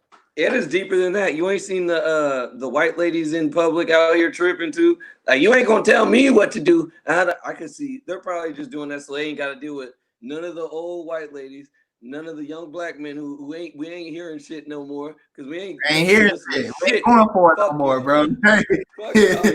Y'all talk yesterday, not today, motherfucker. Yeah, bro, we ain't going for it, bro. We is not going for it. Hey, so, but I don't know, bro. That's a hard one because in the same token, that's crazy because that people are gonna be in there longer than they're basically anywhere else. You don't go anywhere else for 2 hours at a time unless it's at the club or something. And even there, that's dangerous, bro. I feel like that's dangerous, but people aren't gonna give a fuck. Coronavirus, bro. Do you really think this coronavirus is that serious? I don't, bro. I mean, the way I can tell you it's not. I could tell you it's not, and I have valid. Okay, the best proof that you could tell it's not is the conference they had where they asked this one guy. He's like, okay, so what's going on with the COVID deaths? And then he had some random black lady. He just called her over real quick, and then she came and just said, well, we just have to make it be known that every COVID death, I mean, everything that's registered as a COVID death doesn't mean that they died of COVID. It just means they may have had it. And they literally said that. And we're just putting it as COVID deaths. That right there. And look at, bro, the easiest way to look at it. Look at it, bro. I just look at it from this standpoint, and I'm gonna pass it right back to you real quick. I just look at it from this standpoint. If it was as big of a deal as people say it is, why is there no cure? I wouldn't take the cure anyways, but why is there no cure? It's been 7 months, or close to 7 months before when they actually found out about it, not the public. When they found out about it, they found out before everybody else. And there's still no cure. There's still no closer to a cure. And then the fact that you say, oh, if you think you got it, stay home for 14 days. What is staying home for 14 days going to do? I don't. And then you're not even going to test me, because you're not going to test me unless I'm showing signs and symptoms, fever and all of that other stuff. What if I never get that? Because there's some people that have delayed. Yeah. So after my 14 days is up, what do I do? Oh, I'm cool to go back out in the world again and do my thing without even getting tested for you to even know that it's gone. You know, what blow my mind? You know what blow my mind? Like, you know how like herpes works, right? Yeah. Like we all have it in us, but yeah, we all have the herpes simplex virus inside of us. There's two types of the herpes virus. Yeah. What if COVID is like the same thing? I can see it. I mean, I can realistically see that. The way they made a big fuss about it, and you still, only 10 people, but then they open up restaurants. If coronavirus was really as big of a deal as they was making it seem, restaurants would still be closed. There would still be curfews. There would still be all of this other stuff. The fact that cities are opening up tell me that that's never what it was about. It's hard, bro. I feel like. Do I think it's real? People have died from it? I think it's just like a cold. It's like, well, I'm not saying just the cold. It attached to the respiratory system. So that's essentially. I feel like it's just another thing that we don't understand yet, and we jumped into this. And I think someone understands it. And the people who created this, I don't give a fuck what no one says, it was created because they were studying it. Go to my COVID video. It was lab created. And just like everything else. Just like AIDS, just like syphilis, just like all these other diseases. All of this stuff is all man-made. And there's none that they normally can put past me. All of this stuff is man-made. But what I'm saying is, I feel like they know it's not as serious as they portray. Of course they know. But then, in the same token, how do you control the people? To kill old people. How do you control the people? How do you control fear? If I put it out there that all these 100,000 Americans are dying from this, what is that going to do? It's going to cause mass panic. It's easy to control people when they fear you. It's easy to control people when they fear you. The biggest thing that should make people question the whole COVID is, why do hospitals get paid so much more for why do hospitals get paid for COVID deaths? Every time they say someone died of COVID, why do they get paid for that specifically? It's a good question. Think. It's just like if I had a McDonald's and if everybody I say they bought a French fry, I got an extra $100. Shit, I'm gonna say everybody got French fries. I'm just gonna say that, even if they got a hamburger or something. Fuck that. I'm getting bread. I'm taking everybody free French fries. Fuck it, free. You get it for free. I'm just gonna say y'all motherfuckers died. This shit there's too many red flags on why this is fake as fuck. But what's sad is I feel like this is the first false flag event that they let it go to that next step to where it actually affected motherfuckers now. Like it's wow, man. I feel like just like the NBA players that's gonna be down in Orlando, they get to wear rings or something that detect early signs of. It's like, come on, man, like, and they have to wear that all the time. It's just a bunch of weird stuff going on. Did you hear your president the other day? Which one? When he said he made Juneteenth famous. The who? The Great White Hope. Yeah, him. When he said that he made Juneteenth famous and that people should be thanking him for that because nobody knew about it. And he said that, bro. He literally said that. He literally said people should that he made Juneteenth famous because nobody really knew about it. It's a holiday. No, that it's not. He didn't say holiday. It's a day nobody really knew about. That's what he said, bro. What's sad? He's probably right that not a lot of people knew about it. But I hate to say it. That's what's wrong. That's what makes Trump look bad. Is he just tells the fucking truth. He don't give a fuck. And the problem is he don't see it's true because color. When a lot of people was posting that in the comment, a lot of people was like, "What is Juneteenth? What is Juneteenth?" And I was like, and I hate to say it, that's the kind of shit I fuck with him about because I don't fuck with speak from and I don't fuck.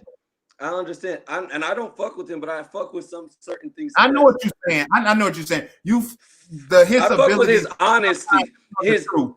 To unlike take away from politicians that lie. He lies a lot. Don't get me wrong. No, oh hell yeah. But yeah, he lies a lot. But he tells the truth on like shit he shouldn't tell the truth on about. Yeah, he tells the truth on a lot of shit that he probably should have just keep that to yourself, bro. That's definitely normally his. Don't get it twisted, though. I don't want people to think that I'm a Donald Trump because I think low key he may be a pedophile too, and allegedly. No, high key. Allegedly, up here. Allegedly up here. There's pictures of him with known pedophiles. Yeah, bro. Island, but that's not this topic. But fucking Trump, the thing I respect about Trump though is he speaks as if he's not a race. He speaks as if there's not any repercussions. He speaks like fuck it, and that's how I like to speak. Sometimes he speaks like this country allows him. And he speaks just like a white rich man in America. Yeah. And this, that's what he speaks like, But real quick before we get out of here, because we got about 8 more minutes. But did you hear him also say that he thinks people don't care about their health? They just care about basically, how do I put this? What did he say? He said he don't think people actually care about their health.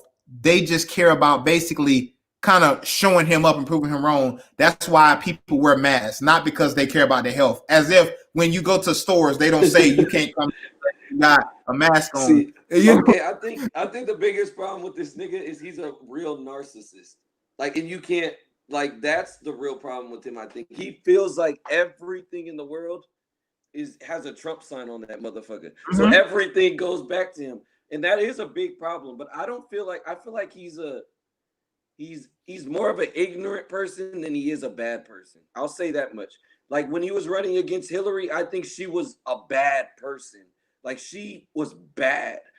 Donald Trump is just ignorant and he's stupid, but he's honest. And he's like, I hate to say, he's really normal. He's like a regular fucking white American, like a rich white American. I can't argue with that logic at all because he really is. Feels like he could do it. He's an older white man that's rich. That's that's the way this country is ran, and that's the way they allow rich men or but rich I will people. Say, bro, I will say though, bro, a lot of people won't admit the good he's doing, and that's why I have to say he's doing good. Like, let's think about the unemployment rate for our people. Don't say that. Bro, we don't even have enough time left on this podcast to even have this conversation. Don't say that, but I'm gonna let you get your point off. Go ahead, get your point off, because all right. The unemployment rate for Black people is lower than it's been since when? Now let me ask you a question. Let me ask you a question. Before we get off, because we got about 6 minutes left. Hey, and y'all watching, we're gonna talk about this next episode. So y'all tune in because this is gonna be a big. Yeah, for sure. This is almost gonna be like a 2-part episode because we just had so much stuff to talk about that we we just kind of throwing it all the way through together. But how can we credit a person with people getting up wanting to do something? Because he made it a law for more companies to be here. But there are already enough companies. Bro, all you gotta do is go on Indeed. There's jobs all the way. Like, bro, now, bro, whether I agree. There's a lot of jobs. Whether you willing to do those jobs or not, there's plenty jobs for people that don't have skills or don't have a lot of education. A lot of So this sounds fucked up. This is what's fucked up though. The jobs he did bring back, they're not all great jobs because it's outsourced jobs, meaning jobs. No. I don't care about jobs that he brought back. I'm talking about I can't directly give anybody credit for somebody saying, okay, that's enough. I'm finna go get me a job. That ain't got nothing to do with the president. Yeah, whatever. He brings jobs, but you telling me that because he brought back these jobs, that's where all the black people, that's where they're working. The possibility, because there are places that didn't have many jobs, bro. Because no, I get what you're saying, and but to credit someone else for someone else getting off their ass and doing something, I can't credit with that. No president. I agree with that it's not all him that people wouldn't work, but I have to give him the fact that he made it illegal for people to outsource everything. He brought more jobs to us. He's even with the borders, bro. He's trying to keep us here protected from people outside, so we can have our jobs, so we can. I don't necessarily care for that because that's all. Honestly, a lot. It's all. That's all. What I call that is,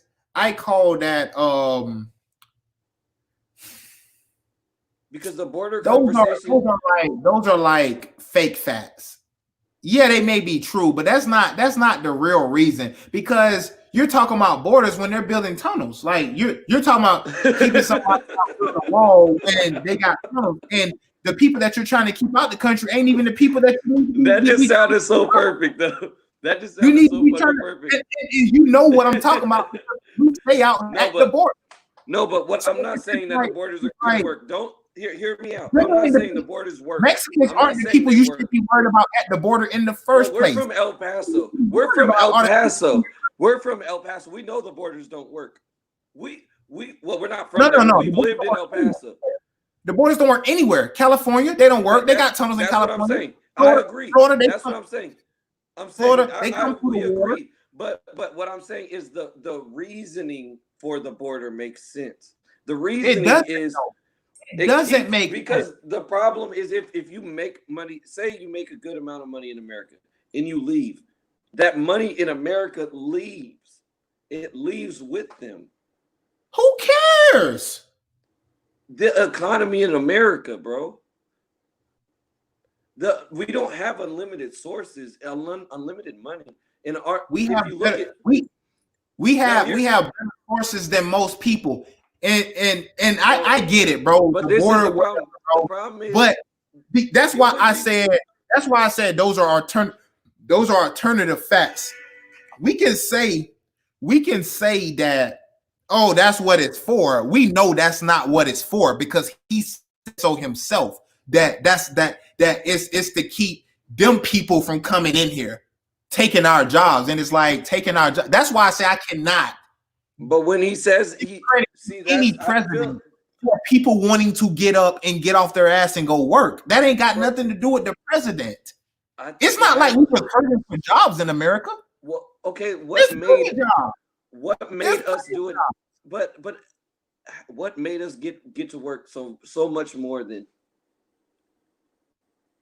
It wasn't him. We already had. Bro, there was plenty of jobs. They said all the time about the Mexicans, right? Oh, they coming out country taking our jobs. But what jobs is the Mexicans doing?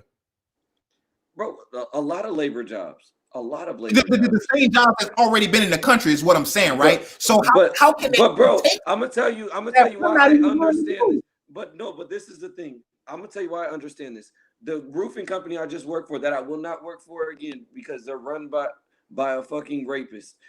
They won't even hire legal motherfuckers to do the roofs. And them niggas making decent money, but they won't even hire legal motherfuckers. Let me ask you something. How many legal motherfuckers you know actually want to go do roofing, bro? Realistically. After I got into the roofing, a lot, bro, because there's money in that shit. There is money, bro. No There's shit. a lot of people there is a lot of money, but how many people are willing to do those labor jobs? You can say, "Oh, I know a few people," but I'm talking about on the but grand. that's not the only jobs Mexico. How many people are actually trying to go do those example? That was just an example, bro. Any No, job I adds up. but I'm just saying, like, The only reason how many I say that is because we had 5 shifts of roofing crews. Each of those crews had 5 to 6 people.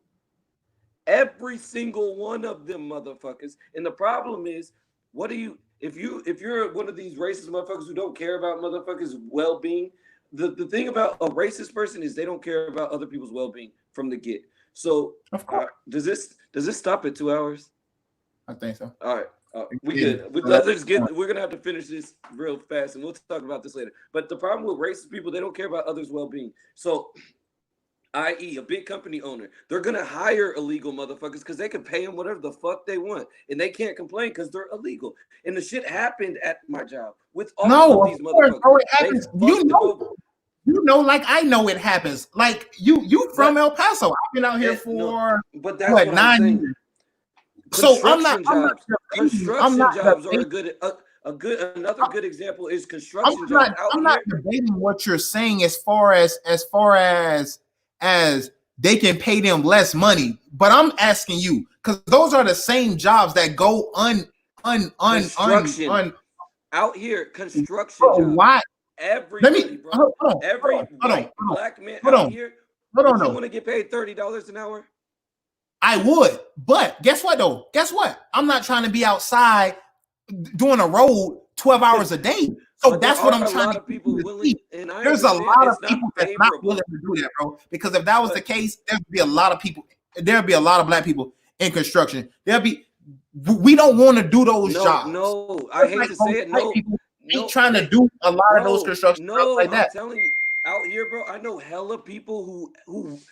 Bro, I know 6 niggas who tried to apply for the roofing company when they had a roofing sign, "We are hiring roofers," right in front of that motherfucker. And while my homeboys are calling, they're, "Oh, we're actually not hiring." A Mexican nigga who don't even speak English, who just came with his homeboy Eduardo, which was one of my best friends there. He didn't even speak English. He just came from Mexico. They're having them translate. "Oh, will you take this?" Yeah. See. That's what I'm saying. Bro, I'm not saying that it does not happen. You're confusing what I'm saying. No. I know. No, what I'm not saying that it does not happen. A lot of people. Listen to what I'm saying. Nobody wants to do the job. What I'm saying is, on the vast majority, which is what we're talking about, we're not talking about the 6 black people that you know, because I know 6 black people that wouldn't dare go touch no construction. So what I'm saying is, and I'm one of them because I'm not finna be out there. What I'm saying is, on the grand scheme of things, why do you think they hire them for those type of jobs? Because they don't accept less money, bro. Once the job go vacant, once a job go vacant for so long, well, now as the employer, I'm gonna pay you whatever I want to pay you. Bro, but the jobs aren't vacant. You cannot sit here and tell me, bro. There's tons and tons of black people lined up to just go do construction. Now, I'm not saying that out here, bro. No, if you're out here, bro. I'm not saying they're not out there. I'm not saying they're not out there. I'm just saying the vast majority of our. If you're a nigga, listen. If you're a nigga and you see another nigga riding a Mercedes, he's riding clean, and you say, "What are you doing? Construction." Niggas follow that, but niggas don't have the opportunity because that one nigga. I get it. If I see you driving a Mercedes and you selling drugs, I may want to dibble and dabble in that, but that don't mean everything is for me. Just like when I was working at the roofing company, they had to hire me. They had to have legal workers. They paid me $20 or I think it was $20 an hour. They hired another nigga. He was making fucking 10, and the minimum wage is 13. That's why they do that, bro. For that overhead. It's simple, that's what I'm saying. So how many people are you think are lining up to do labor jobs? Because most labor jobs, bro, a lot of labor jobs, you're not. Some labor jobs you're getting paid good money. It just all depends on what it is. Like if you're like a plumber or something like that, you're gonna get paid construction. But Ain't nobody. A lot of people aren't willing to do that. Come on, bro. Like you. But you that's can't like that's like me. McDonald's, bro. That's the same. Tell me. That's McDonald's. That's like McDonald's, bro. People will do whatever. I know damn well. Would you rather work at McDonald's or a construction worker? It all depends. No, but that's what I'm saying. Everybody doesn't have the opportunity. Me personally, I'd rather go work at where? At McDonald's, me personally. But that's what I'm saying. Everybody has their own person. Me. So that's what I'm trying to tell you. But what I'm saying is this. There are people that everybody needs to make. Everybody needs to make a living. Tell me another job. Okay, take off labor jobs, bro. Out here, the only good job markets to get in is construction. The only one that white people kind of still have is truck driving. Okay. Now, but look at construction, look at anything building related, anything where there's multiple workers, anywhere where they can get away with getting illegal workers, they're going to do it because that doubles their profit. Instead of making 1 million, they're making 2 million. Shit, I'll do it too. And of course, but how many people millions, bro, do that though, bro? How many people, bro? Across America, millions. There's people who go to school for construction. There's people who love to do that type of shit, bro. We can't write it off because that's not what we would want to do. I'm not saying that. I'm speaking on statistics, bro. Because if that was the case, more people will have those jobs. What jobs do? What jobs? Okay, answer. And that's what job cares. Because you think I'm trying to say, nobody wants those jobs. No, what I'm saying is, if those jobs were such a demand, if those jobs were such a demand, more people would actually be lined up to get those kind of jobs. But you know what construction work is, Dano? Hard lined up, bro. You know what it is, right? You know what it is. It's hard labor, 12 hours a day, 6 days a week, sometimes 7 days a week. Bro, so how many people actually wants to do that? A lot, bro. A lot. That's the problem. 7 days a week. Nobody wants to do that. 12 hours a day. Bro, who's trying to do that? Bro, who's trying to do that? Because I know a lot of people, bro, who would want. You wouldn't want to make for 12 hours. You wouldn't want to make $30. No, I wouldn't. No, I wouldn't. Bro. No, I would not want to work 12 hours a day for no. I wouldn't want. No, I wouldn't. So no, I don't. Be a CDL driver? Would you be unless that's literally my very last option. Now, okay. Now every convict who gets out on the street, bro. Now let's break this down. Driving the truck. Let's break. Hold on. Wait. Driving a truck. Don't ever try to compare driving a truck to actually construction. I work for McLean, bro. I work for McLean. I could say that. If you know what McLean, bro, driving a truck, driving a truck is nowhere near as physical. 2,000 pounds at 30. Dropping don't do that. 2,000 pounds ever, bro. If you knew what McLean did, this ain't just driving trucks. You're talking about one trucking company, though, right? But that's the thing, bro. We're in a society where people can't pick and choose. What? Tell me a good job. They can't pick and choose. They can't pick and choose. Tell me a good job a convict can have. Tell me a good job a convict can have. One good job a convict can have. There's when you go to any job site, there's many jobs that you can choose from. Yes, people can pick and choose. What you mean? 1 in 3 black men are going to jail. When you go to jail, that limits the amount of work you can go do, right? It depends.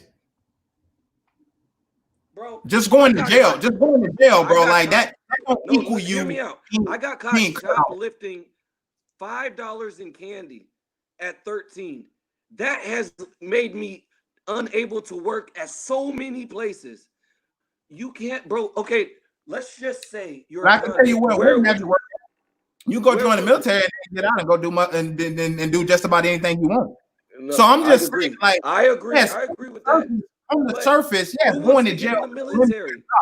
It also depends. The same thing. Who wants to get in the military? I don't know a lot of people who want to get in the military unless it's their last option. Just as you said, the problem is that we don't have much. I guarantee you, more people going to the military not as their last option, rather than going to do construction.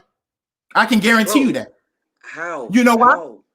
You know why I can guarantee that? Because these recruiters have files and files and files of people just because people or spend 4 years in college and then go to the military. And you tell me that's their last option? Obviously not for those people, bro. But we have to be honest. If 1 in 3 black men get locked up, where do convicts work after they get out of jail? Successfully.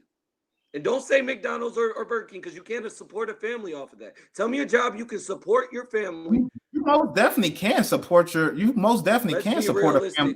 Let's be realistic, bro. I was a manager at AFES, bro, and I could not. You work at a military post. That's totally different. That's totally different, bro. They get paid more, bro. How is that different? They get paid more, bro.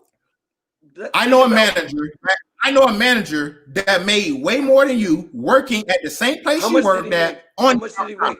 How much? I made $40 an hour, bro. I made more than everybody else there because I transferred my shit from Washington. I'm just telling you, bro. I know plenty of people. There's nobody unless I know plenty of managers that's making good money to support their family, bro. Bro, no. We ain't talking about anybody that got 6, 7, 8 kids, bro. We talking about normal people, bro. Normal people. And you telling me you can't be a manager at a fast food place and support your family? No, come on, no, bro. Stop, no. Man. If you do the basic math, bro. Because that's some crazy. Bro, do the basic math. That's what we need to do. Do the basic math. There's people that work less hours than that can get by. It's people that live outside of their means because I'm supposed to be here, so this is what I'm and I agree with that. I've been speaking on that forever because a lot of niggas buy Jordans before they pay their bills. And I agree. Working out of you made it seem like you can't do it. Bro, how much money would you make a month at a fast food place? I don't know how much money I'll make at a fast food place. I don't know. But then how can you say you can support yourself? But that's exactly what I'm saying, bro. I worked at fast food for like 9 years of my life, bro. I worked at fast food too, but that was a long time ago. But exactly, it was a long time ago. But still, I could see I couldn't maintain myself. I was selling weed, bro, to even make it. Then I wasn't selling, and I wasn't buying extra shit. Let's be real. If a black man is on child support, but you didn't even have to, bro. I did, bro. I knew where you stay at. Okay. I knew where you stayed, bro. You stayed in the gated community. Yeah, just that alone is already putting. I'm gonna put this cap out there. Okay, I made. Let's say normal. I'm not gonna go off of mine because it does make it seem like I can survive off that. But let's go off of a normal. No, this ain't even normal. No, that's what you have to go off. You said you can't support a family on working at a fast food place. Well, let's say $10 an hour. Let's go $10 an hour. That's higher than most of the wages in El Paso right now. $10 an hour, and let's say you're on child support. 10 times 40 is 400. 400. No. That's not supporting the family though. Being on child support, that's not supporting the family. And we don't go there with me because me and you both is we know this, bro. And that's not supporting the family. When you say supporting a family, I'm talking about people that you stay in house with. But bro, that's taking away a lot of the. That's like okay. No. Because in extra stuff. You don't need a. If you don't support anything, if you don't support anything, you could. If you you're putting extra things on top of that because me and you just talked the other day and we just said it don't even cost that much to keep a baby when you're living with them. You're right. So of course, if I'm on child support, of course the system is already raping me. Of course, they're already raping me. But if I'm in the house, you can't tell me that I can't support my family working on at a fast food place. Okay, I'm still okay. Then let's say the family. How many kids? Okay, 1 kid, 2 kids. No, let's say I was gonna say one. How many black men do you think are with their baby's mother? No, but that's not the question. Don't flip it. It doesn't matter about how many are with them. You just said you can't support a family because they are on child support. Being in a family now, bro. We're not talking about. We're in 2020, and when we're in 2020, bro, we have to talk about that. We're not talking about girlfriend. If more people are on child support than not, that's the norm now, bro.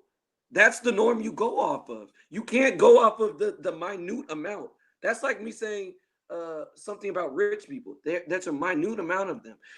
Most minority people who we are reflecting on don't have a. But we wasn't talking about minorities. You just said you cannot support a family. Okay, fuck all that. Fast food. How much do you That's think? false. How much? That's How false. much? How much is That's rent for a false. 1-bedroom apartment? There's many people working fast food right now that's supporting their families. So how can you say you can work at a fast food place and support your family? That's false. That's false. Yes, bro. That's a false statement. Bro, this is something that everyone has said. Bro, working fast food right now, they're not supporting their family. None of them. They're not supporting. They making money and they probably No. That's not what I said. Are these people that's working at fast food? That's an opening. Their families. Bro, you can't do what you just did is an ultimatum. What you just said I couldn't do to you. You cannot do that, bro. No, I'm sure there's somebody. Listen to me. I'm sure there's somebody out there who works in fast food and they have a roommate or they're paying for a room. So you can't majoritarily put everybody in a box. But realistically, let's just say, okay, not with child support. And realistically, if you want to be real, you don't get 40 hours. For most fast food restaurants, you get 30 hours. And then I'm giving more because the minimum wage out there is really 8 something. But I'm saying 10 to make this shit as simple as possible. So $1,200 a month. That's $1,200 a month. How much is rent? It depends on where you stay at. Which is why I said if you're living above your means, of course you can't stay where I stay at. Of course, working fast food you can't stay here. Of course not. Like that's a no-brainer. Of course, you ain't gonna. I'm not your rent. How much is the normal? You ain't gonna be in hidden hills nowhere. What do you think? Of course not. Let's say $1,000. That's living above your means. That's why I said unless you're living above your means, yes. But you can't say people that work fast food can't support their family, bro. That's bro, crazy, bro. People that's crazy, who work, bro. That's crazy. This is true, bro. You're really gonna tell me people who can work fast food can support a real family? I'm not saying they out here balling, bro. That's not what I'm saying. Supporting a family, yes, they can support a family. Support a family, yes, they can. No, they ain't gonna be going. They ain't gonna be going on every year, every month. Okay. Let's even go with the kids living with them. Okay, let's say break it down to $1,000 a month. $1,000 rent. Now, how much is electric? 60, 50 bucks. Why would you how go? Much is food? Why would you go get $1,000?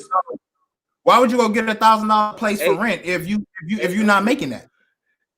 Bro, because you have a family, you still have to. So you can't go buy something less because you have a family to support. What are you gonna get, a studio for your family? You telling me that there's nowhere else, bro? Like that's what I'm saying. Like you, where I live, it's $1,375, bro. $1,000 don't seem like it's that much. Places out here in El Paso you can go get that's nice, bro. That's cheap, and you trying to tell me that these people I'm saying 1,000. I'm saying 1,000 because when I was living somewhere else, bro, I'm going off of what I know. So I'm asking you. That makes no sense, bro. In my apartment now, I pay $1,375. In this apartment, that's where you pay. And why? My last apartment in El Paso, I paid $1,100 or some bullshit in the last one. Where were you and then staying before that, where were you staying at? Bro, that where was were you North staying? Hills Village, North Hills Village.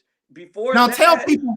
Hold on. The gate was broken. It wasn't a gated community. The gate was broken. Please explain to them. No. Please explain to them the area where you stayed at. Not the place you stayed at, because I already said it's a gated community. And even whether the gate was broke or not, it's still a gated, and they still charging you for that. What the area that you stayed in? Because the area means everything. The area you now hear yourself. Now what you're expecting people to do, if you expect them to do that, is go live in the hood. So us niggas are gonna stay in the hood because we can work off of fast food. Right. You don't necessarily have to live in the hood. I'm just saying. Well, that's where all the cheap houses is. Let's not play. But even if you do have to live in the hood, is that not supporting your family? So just because you live in the hood, that means you're not supporting your family. So there's nobody in the hood supporting their family. Bro, you know what you're doing, bro. Grandma Rosa Maid that stay in the hood, that's been supporting her family for all these years. Just because she stay in the hood, that means she's supporting her family. No, Come on, you bro. literally trying to now you trying to stretch the Listen shit. to You're yourself. literally trying to stretch the shit. And I see what you're doing, but You bro, just said we have to go live realistically, in the hood. That's what you said. You I said we said have to go live in the hood. I said, so do we have to go So live I in the said hood? so living in the hood means you can't support your family. That's what I No, but said. I'm saying my perspective, I want black people to get out the hood. That's my course. perspective. I don't want us to stay in the same circle of being McDonald's working ass No niggas. shit. I'd much rather my niggas be No in shit. construction where we're making double the money for doing a little harder work. That's what we need to do as men, is sometimes take that risk, not even risk, that fuck, this sucks, to provide for our household. We know this. We both had to, you know, more than anybody. That wasn't the topic. The topic wasn't going out, getting on your shit, doing what you gotta do. That was not the topic. That is the topic, bro. Because you cannot because support. Tell a motherfucker go get on their shit. It all starts because you cannot support yourself. Those jobs were never made to support a household. They were never made to do that, bro. So you saying that, you know it's impossible. So let's say how cheap do you want to get the rent then? How cheap do you want the rent to be? 800? Does it matter how cheap the rent is? Yes, it does, because that adds up still. It all adds up still. You can't I'm just speaking in terms of being in fast food, supporting a family. Does like what when I asked, does it matter what the rent is? That wasn't saying like, does the money matter? And that means like, does it matter why I say it? As long as I'm supporting my family. And that's like me saying, what is your opinion on supporting your family?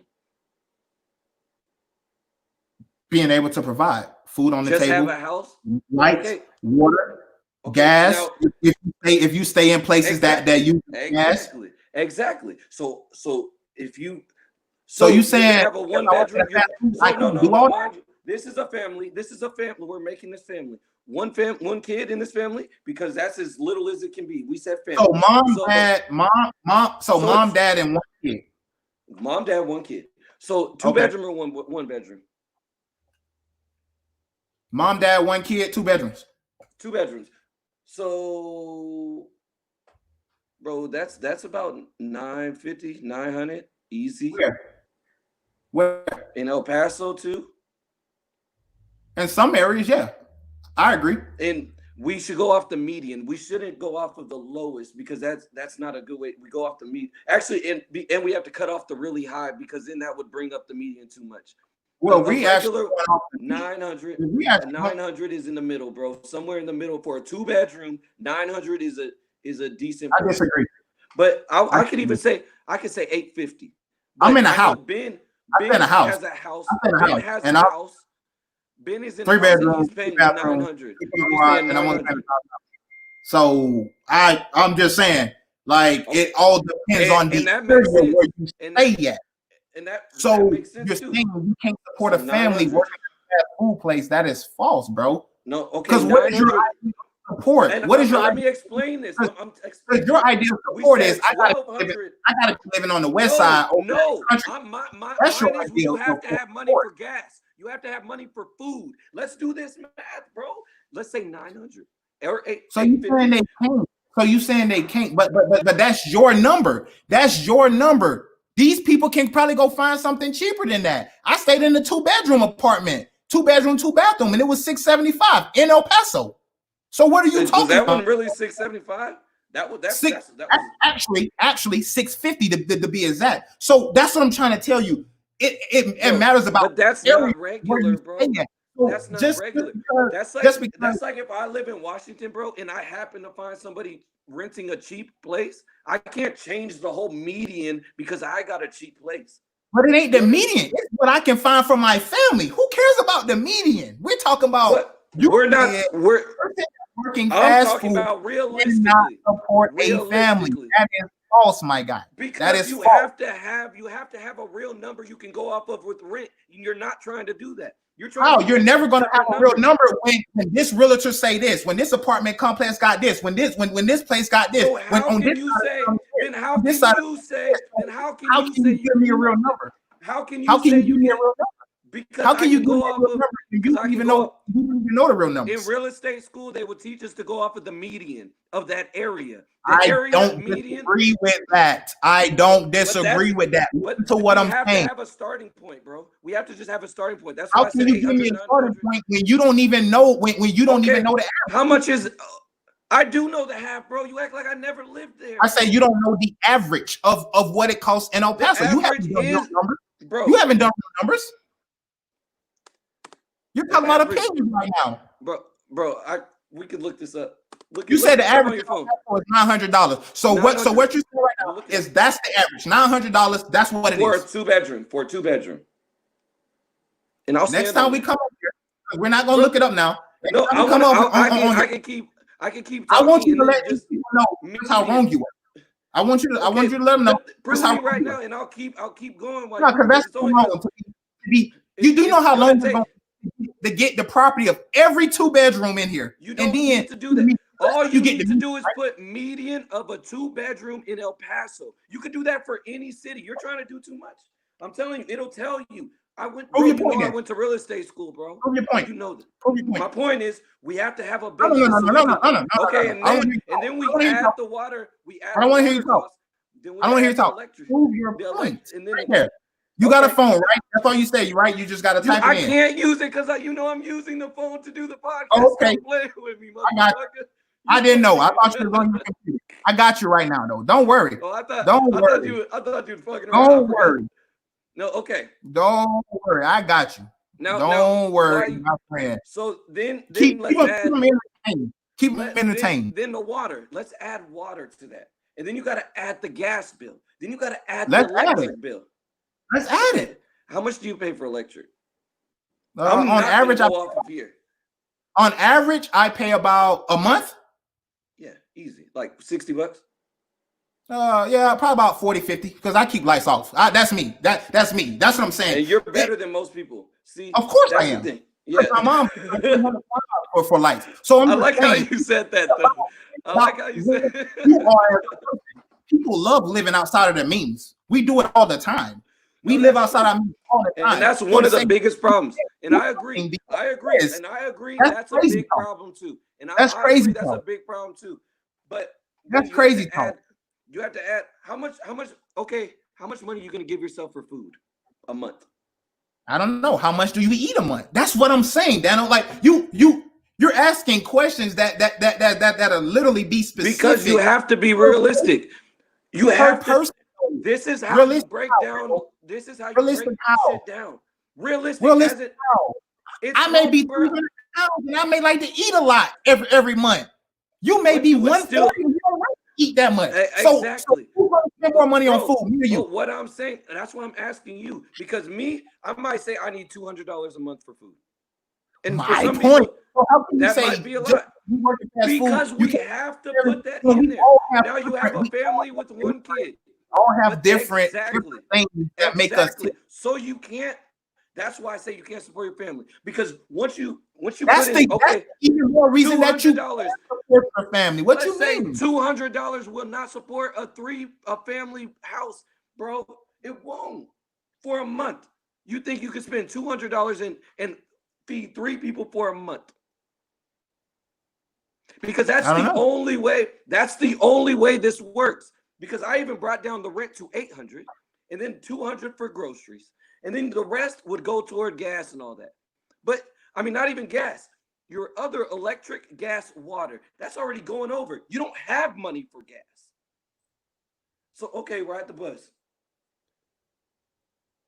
There's always a way. I guess there's nobody in fast food right now, bro, that's just making it. I'm just gonna leave it as that. I can guess nobody in fast food. How many motherfuckers you know right now? And I'll stand on that. There's no fast food worker that's like, you know what? I can live like this. No, bro. Who wants to live like that?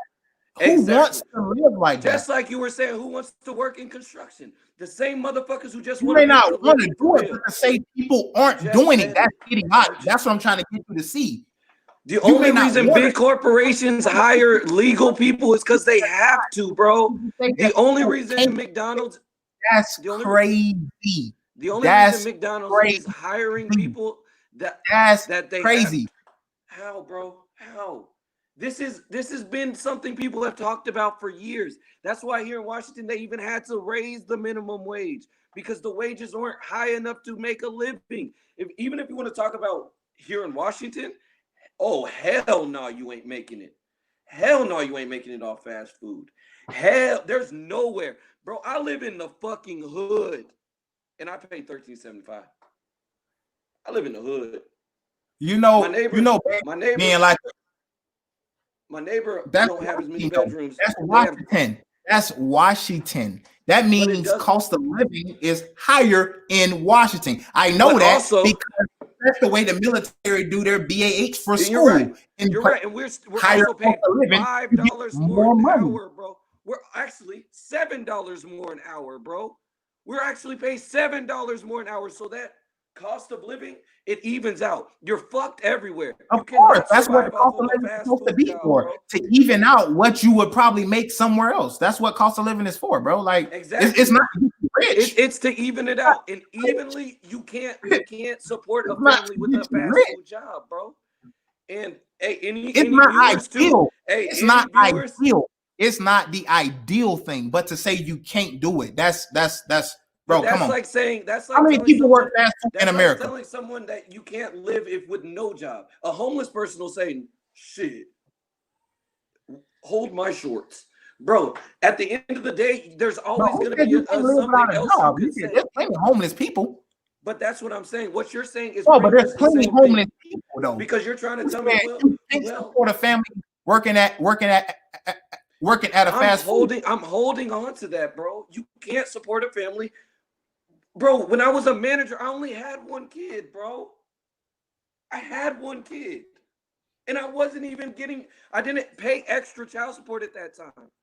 They wasn't even getting me for back pay, none of that. You can't, bro. If you want a child to have a decent amount of food to eat a month, you to have a decent amount What's a decent amount of food? Because see, that's all subjective. What is a decent amount of food? Bro, I eat breakfast and dinner. I don't even eat lunch, nigga. So breakfast and dinner would be enough to suffice for me and my family. So that's what I'm saying. So how can you say what this money can't do for somebody else? So if a baby, you're gonna make that baby eat one time a day. No, you're not. Exactly, bro. But they're not eating as much as a grown person either. I agree. But when a baby is a baby, what's your point? Everybody run their household different. You may eat twice. You may eat twice. You couldn't afford food and Similac for a month. You may eat twice. I may only eat once. This person may eat 3 times. This person may eat 6 times a day. Then there's still 2 other motherfuckers in the house. Household can't do. Bro. That's what I'm saying. Okay, if you have a baby, that's bro, crazy. It's not, bro. That's crazy talk, man. That is crazy talk to say that nobody working fast food can support a family. Please, motherfuckers, comment your opinions on this video because this is the first time we really are going against each other. Y'all that's crazy. That's crazy. I don't know what that. There's hundreds of thousands of fast food workers, and you telling me all of them are poor, and all of them and all of them get evicted. Definitely. Definitely. My bad. 90. Yes. Poor. Not poor. Yes. You mean to tell me all of them is about to get evicted right now because they can't provide rent. Everybody in the household is working. They're all about to get evicted. Now, everybody that's working fast food. Everybody in the household is working. Yes. Nobody got a house. Unless the other person is working. Yes. None of them is single mother supporting 2 or 3 kids. None of them is doing that, right? Because all of them is on welfare, right? All of them got food stamps, right? Hell no. They got more than one job. They got more than one job to make it happen. When you say you can't support you can't put words in my mouth. You may not be able to live a lifestyle. I'll say my words out my mouth. I'm saying when you may not be able to live a lifestyle. No. Let me finish because you just tried to put words in my mouth, motherfucker. Make me look racist.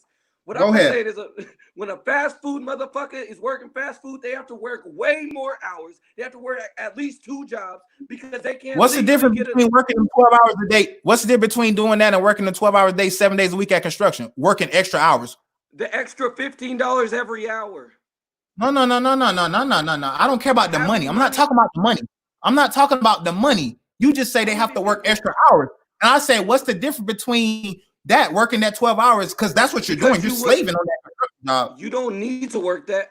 I'm gonna be honest. Most you don't need it. You have to. What do you need to? No, you don't. Maybe you work that. A good example. A good example is truck driving. They do construction at every town out here in El Paso, East Side, West Side, Northeast, Lower Valley, Central. No matter where that, they be out there all day. Do they be working all day though? For real? Of course not. But they're in the sun. That ain't fun. Of course, bro. Jobs ain't supposed to be fun, G. What you mean? Like we all live in our what you dream mean? life. Jobs ain't supposed to be fun. They It's should supposed be. It's supposed to be a career. I wish, and that's where we should all want to be. No. See, honest. that's mentality. That's mentality. That's mentality right there. But that's where our community is, because everybody has to survive before they can get what they want. Motherfuckers can't say, I'm gonna wait until I get the job I want. No, motherfuckers have to take what they can get to survive, bro. You know this is true. This is. I didn't. When have I ever disputed that? No, but that's what I'm saying. That's why I've never disputed that. I literally said that myself. When you're back against the wall, you're gonna go get any job. Exactly. I said that about an hour ago. Okay, now what I'm saying is most people who don't mind that extra work are going to do that, bro. Especially because the thing about construction, it's one of the only jobs you can get as a convict, because you don't mess with people to people. No, I get it, bro. There's no background. You get paid under the table a lot. Oh, I listen. The same jobs you can get, the same jobs you would get, and this is going back to the wall, bro. The same jobs you would get, because that's what all this was about. But the same jobs you would get as a convict are the same jobs that are getting taken for less wages. That's where all that was. I get it. We started talking about the fast food place. But who's debating that? That's what we were debating before. That's what we were debating before the fast food. No, we were debating the people that get those jobs. We were debating because you said Trump brought more jobs to America. Like, he's the reason for unemployment. That's what you said. No. And I said I can never give somebody credit. Down for there more people being employed. Yes. And I said I can never give anybody credit for people getting up off their ass wanting to do something. I don't give him credit for them motherfuckers not being lazy no more, but I give him credit for giving us more jobs. You have to give credit for keeping the jobs. I can't. For what? Giving more jobs because for that what? Made the opportunity for it to be here, bro. There were plenty jobs already. Every time I go to Indeed, there's always construction jobs. Most of these trucking jobs, they'll pay for you to go to school. They'll do all of that for you as long as you drive for them. There's plenty of jobs to pick from. People just don't want to do those jobs. Now you can't tell me that I'm not that's not true. The only one you're being the one that I accept all verbatim is CDL, because anybody could do that shit. If motherfuckers were smart enough. So how can somebody take jobs? Why would there need to be more jobs? Every time I'm on Indeed, I can guarantee you I'm seeing at least 15 to 20 CDL jobs where they say we're gonna pay for it. So you're telling me, and they take all kind of just about. They take just about kind of similar to construction. Maybe a little bit more strict, but kind of similar to construction. You telling me where are they gonna get money to survive for those 5-6 months they're in CDL? What does that got anything to do with it though? Everything. Because you still have to survive while you're going to school. How are they gonna pay for living? But what does that got to do with going to get the job though? What does that got to do with going to get the job? This is the same thing that happens to the black community, and this is why. If I'm working towards getting something, that's better than just putting in dead end applications all the time. Let me explain this. That's the same thing as why a lot of white people are successful, because they were able to get that starting point. Because white people are successful because of their privilege. Exactly. Now connect that with what we was just talking about. It's simple. That ain't got nothing to do with what we were just talking about. You're talking about, where is he gonna get the money to live when he's in school? Who cares, bro? Do you want a job or not? You Why don't every black guy go to college? Why don't every black man go to college? Because they can't. Because they gotta support their life, bro. It's the same thing, bro. Now hear me out. We disagree on that. Do you think more black men get put out their house at 18 than white men? Probably so. You don't think that has an effect on the man being able to go to school? Probably so. But you also given a very vague idea. Are you talking about the ones that want to sit around and gangbang and not listen to their parents so they get kicked out? No. Are we talking about those people? Because they also have to be included in that, not just people that, when you turn 18, your mom kicked you out. I'm including everybody. You bring up the entire. Do you think Bobby, who's in his mom's White House, they're kicking out Bobby when he's gangbanging? Or white people do. Like, Bobby can change. Bobby, that's not Bobby. We do the same thing. We do the same thing. Our parents do the same thing. But then they still send us out. Bro, this is an obvious. Get out. Come on, bro. Don't do that. Don't do that now. Don't do that, bro. Don't do that. You're gonna tell me that is not a bad problem in our community? I'm not. I didn't say it wasn't. When am I saying this stuff? When? I'm debating the stuff that you're saying directly. Exactly. Now tell me how that would not have an effect on somebody bettering their future if they're worrying about today. I didn't say it had anything to do that it wouldn't affect the future. Exactly. I'm trying to make you a connection here. Now, the same way that affects if someone will pay for you to go to school. If you have a means to just lay somewhere, survive, eat, have a peace of mind. Not every black man gets kicked out. I'm just talking about the statistics. But you just got through telling me about how they don't even hire black people in construction. So we'd rather sit here and wait and put in 1 million applications and nobody get a call back instead of going somewhere where we could possibly start doing something and getting money. Now you think that's working, right? Don't get it twisted. CDL that's working, right? That's just putting application after application after application. Sending you email saying, we reviewed your qualifications. It don't work. You wasn't a match. We reviewed your qualifications. But let's same thing. Instead of going to school. Good example. I only speak from shit that I've seen. McLean, the same CDL company I was just talking about, where we're running shit off 3,000 pounds every 30 minutes. When you just drive a little bit, that's your rest time. There's no breaks. Nigga, bro, I know. They're racist. I used to work for the post office. I know how driving works.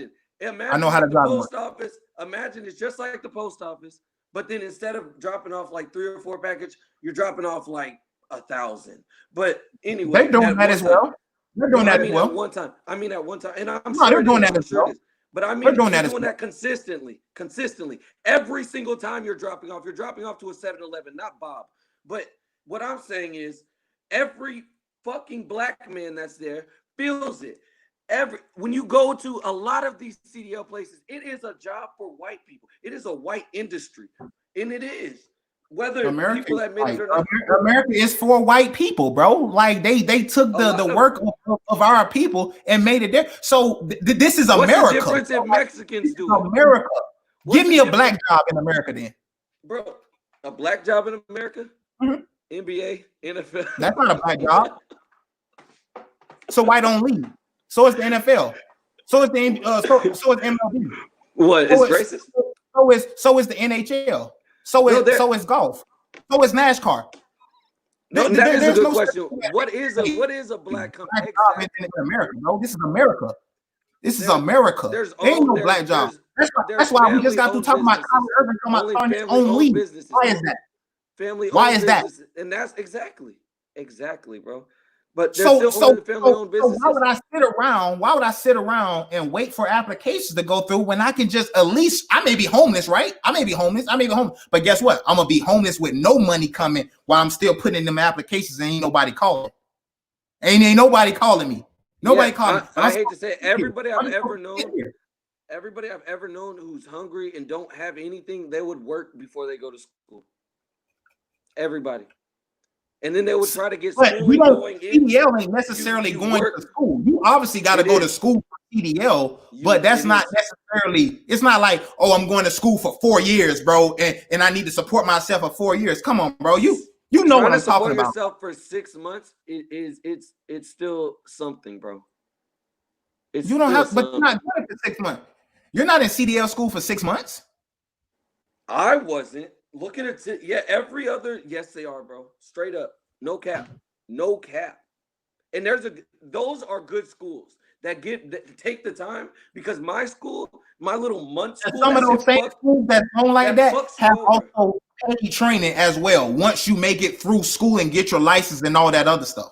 I know that for a fact because they're out there in New Mexico. No, and McLean had that shit too. They would let white people. Oh, I'm just saying, it's not like 6 months and you ain't getting paid at all. Like you got no money. You ain't get you don't work. But months. The only way you're getting money is if you're working. The only way you're getting money is if you worked for that company. Come on, bro.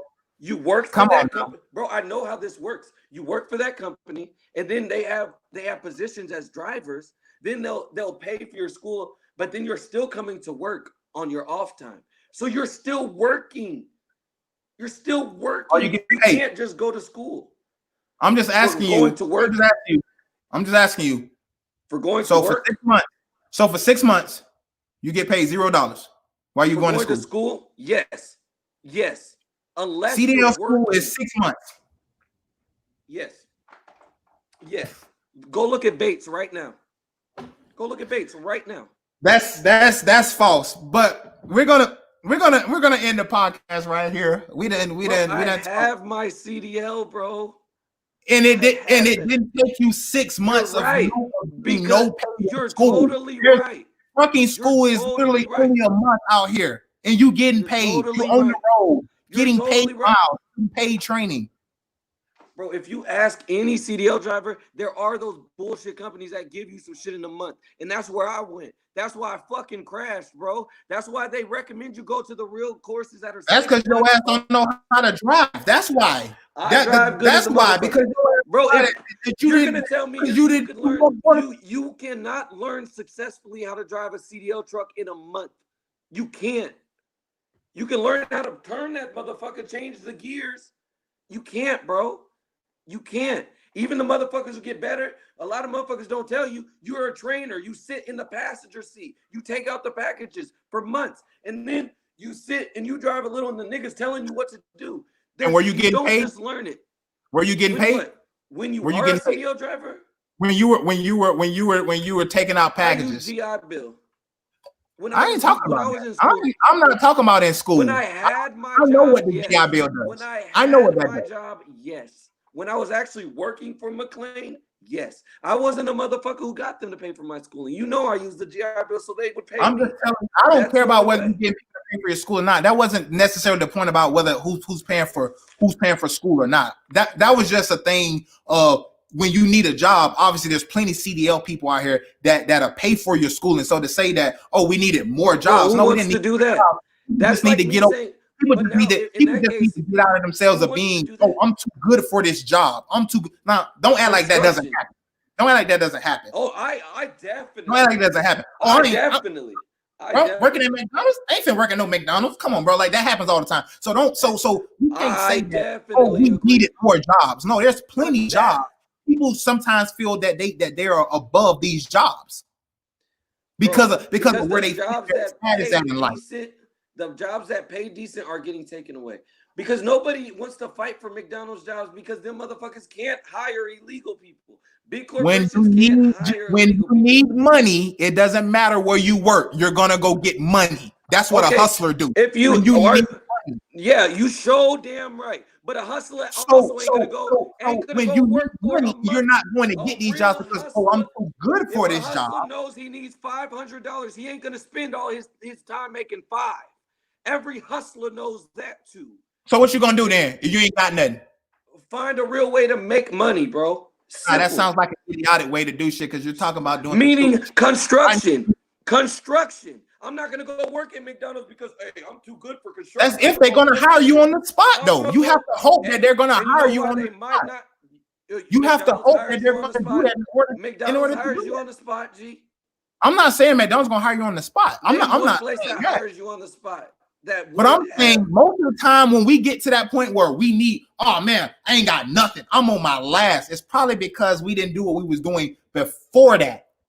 What we needed to do before that. So to act like, oh man, boom, all of a sudden, dang, you're just gonna need $500 like right then and there. Ain't no construction jobs just gonna hire you just like that anyways. So when you need a job, when rent is due, what I'm saying is the reason I started selling weed is because I'm a hustler. When I was working, don't tell them that. We ain't gonna do that. We ain't gonna do that on camera. Hey, that was years ago. Believe me now. Well, we all know that was years ago, but we ain't gonna do that. Dream now. I'm just talking about. But realistically, when I would sell shoes, sell any, I'm a real hustler. I sell jewelry. I sell all that junk. But anyway, when I first saw how much I'm bringing in, because when you first start working for a job, you don't really realize how much hours they're gonna give, all that shit. When I realized, if I would have realized that I wasn't making enough money to pay my rent by working all month, I ain't gonna do the shit. It's a waste of fucking time. So you're gonna find a better. Well, that tells you the mentality of certain people, and that's bro. So you're gonna, bro. That's not a mentality. That's a smart man. A dumbass man will go. I'm gonna go work for $500. I know my rent's $1,000. When that day comes, I'll figure it out. That's a dumbass mentality. The smart mentality is before this, I'm gonna look at a job that might pay enough. And I know fast food don't. Because fast food is primarily for teenagers who live with their parents. Which is the reason why you normally get your housing where you're gonna stay at based off your income, not base my income off my house, bro. Like what are you talking about? Why not? If I'm only making this a month, why not make more? Why not change? Who's saying not to make more? Who's saying not to make more? Because I'm just talking about if I'm working McDonald's. Let's say I'm working McDonald's and I'm only making $10 an hour and I'm only getting let's say $1,600 a month. That's all I'm making a month. $1,600 a month. Let's just say that. There's no way you can make that much though, bro. Who cares, okay. nigga? Okay. People in Florida making more than that. People in probably California making more than that. So yes, you can make more. I'm just saying a number that we're throwing out there, $1,600 a month. Why would I go get somewhere where rent is $1,400 a month when I'm only making $1,600 a month? I'm basing my housing off what I make. Of course, I'm always trying to go get more money. Of course, I'm always understandable. Of course, I'm always looking at that's an obvious thing to say. That's an obvious thing to say. That's an obvious thing to say. If there was a place that that's what I'm telling you. It's obvious. That's obvious, but if you do the math, bro, you can't make the low end. That's what you're not seeing, bro. You're just saying, well, there's these really, really cheap, bro. I don't think you're seeing the bigger picture in what I'm saying. I understand what you're saying. If you're talking about go get more money. Why work dead end jobs? Go get more money. Go do something where you're gonna get paid more money. Because a dead end job it's called a dead end job because you can't. It's a dead end. You can't. No shit. Bro, you're literally trying to say you can support yourself. You can support your job. You can support a family doing that. That's not the ideal way that you want to do it, but you can do it. You can't. It's not ideal. Do you think people want to go work fast food? But they have to do it. There's people supporting their families while doing that. It's not ideal. And just as I said, nobody wants to be fucking what you're saying. doing You're not even going against what I said. Nobody wants to do that. Nobody wants to do that. Nobody wants. As I said, the only way you can make it work with a fast food job is if you have multiple jobs. That is not, bro. That's not meaning that you can support yourself off that. That's not. We have a different of opinion, and you'll never change my mind on that because I see people working fast food all the time, supporting families, and I know people that work fast food that support their family. So we're not gonna go there. Who though, bro? But who? You like you know these people. No. I'm talking about people that I know from back home. Okay. I know people that work fast food. Does their spouse say what? Work? Does their spouse? No, work? Single parents. I'm talking about single parents here with multiple kids. I don't believe that, bro. Well, you don't have to believe it, bro. Like I don't believe it because I'm not telling you what I feel. I'm not telling you my opinion. I'm not telling you. Do they rent? person is doing this, or I think this person. I'm not saying this either. I'm talking about what I know this person is doing. I signed people's pay stubs. I signed hundreds of people's pay stubs. You signed people pay stubs in El Paso working at a military post. You haven't been to Georgia. You haven't been to Florida. You haven't been to Alabama. You haven't been to Maryland. You haven't been to none of these places. So to say that these people in these areas cannot support a family at fast food, you sound idiotic. You could just say people in El Paso or people that you work with could not support their family. Say that, because there's plenty of people working fast food that supporting their families. Well, in that case, people don't need a job to support themselves. People don't need a job to support themselves. That's the end of this podcast. People don't need a job at all to support themselves. We'll see y'all next week. We'll see y'all next week.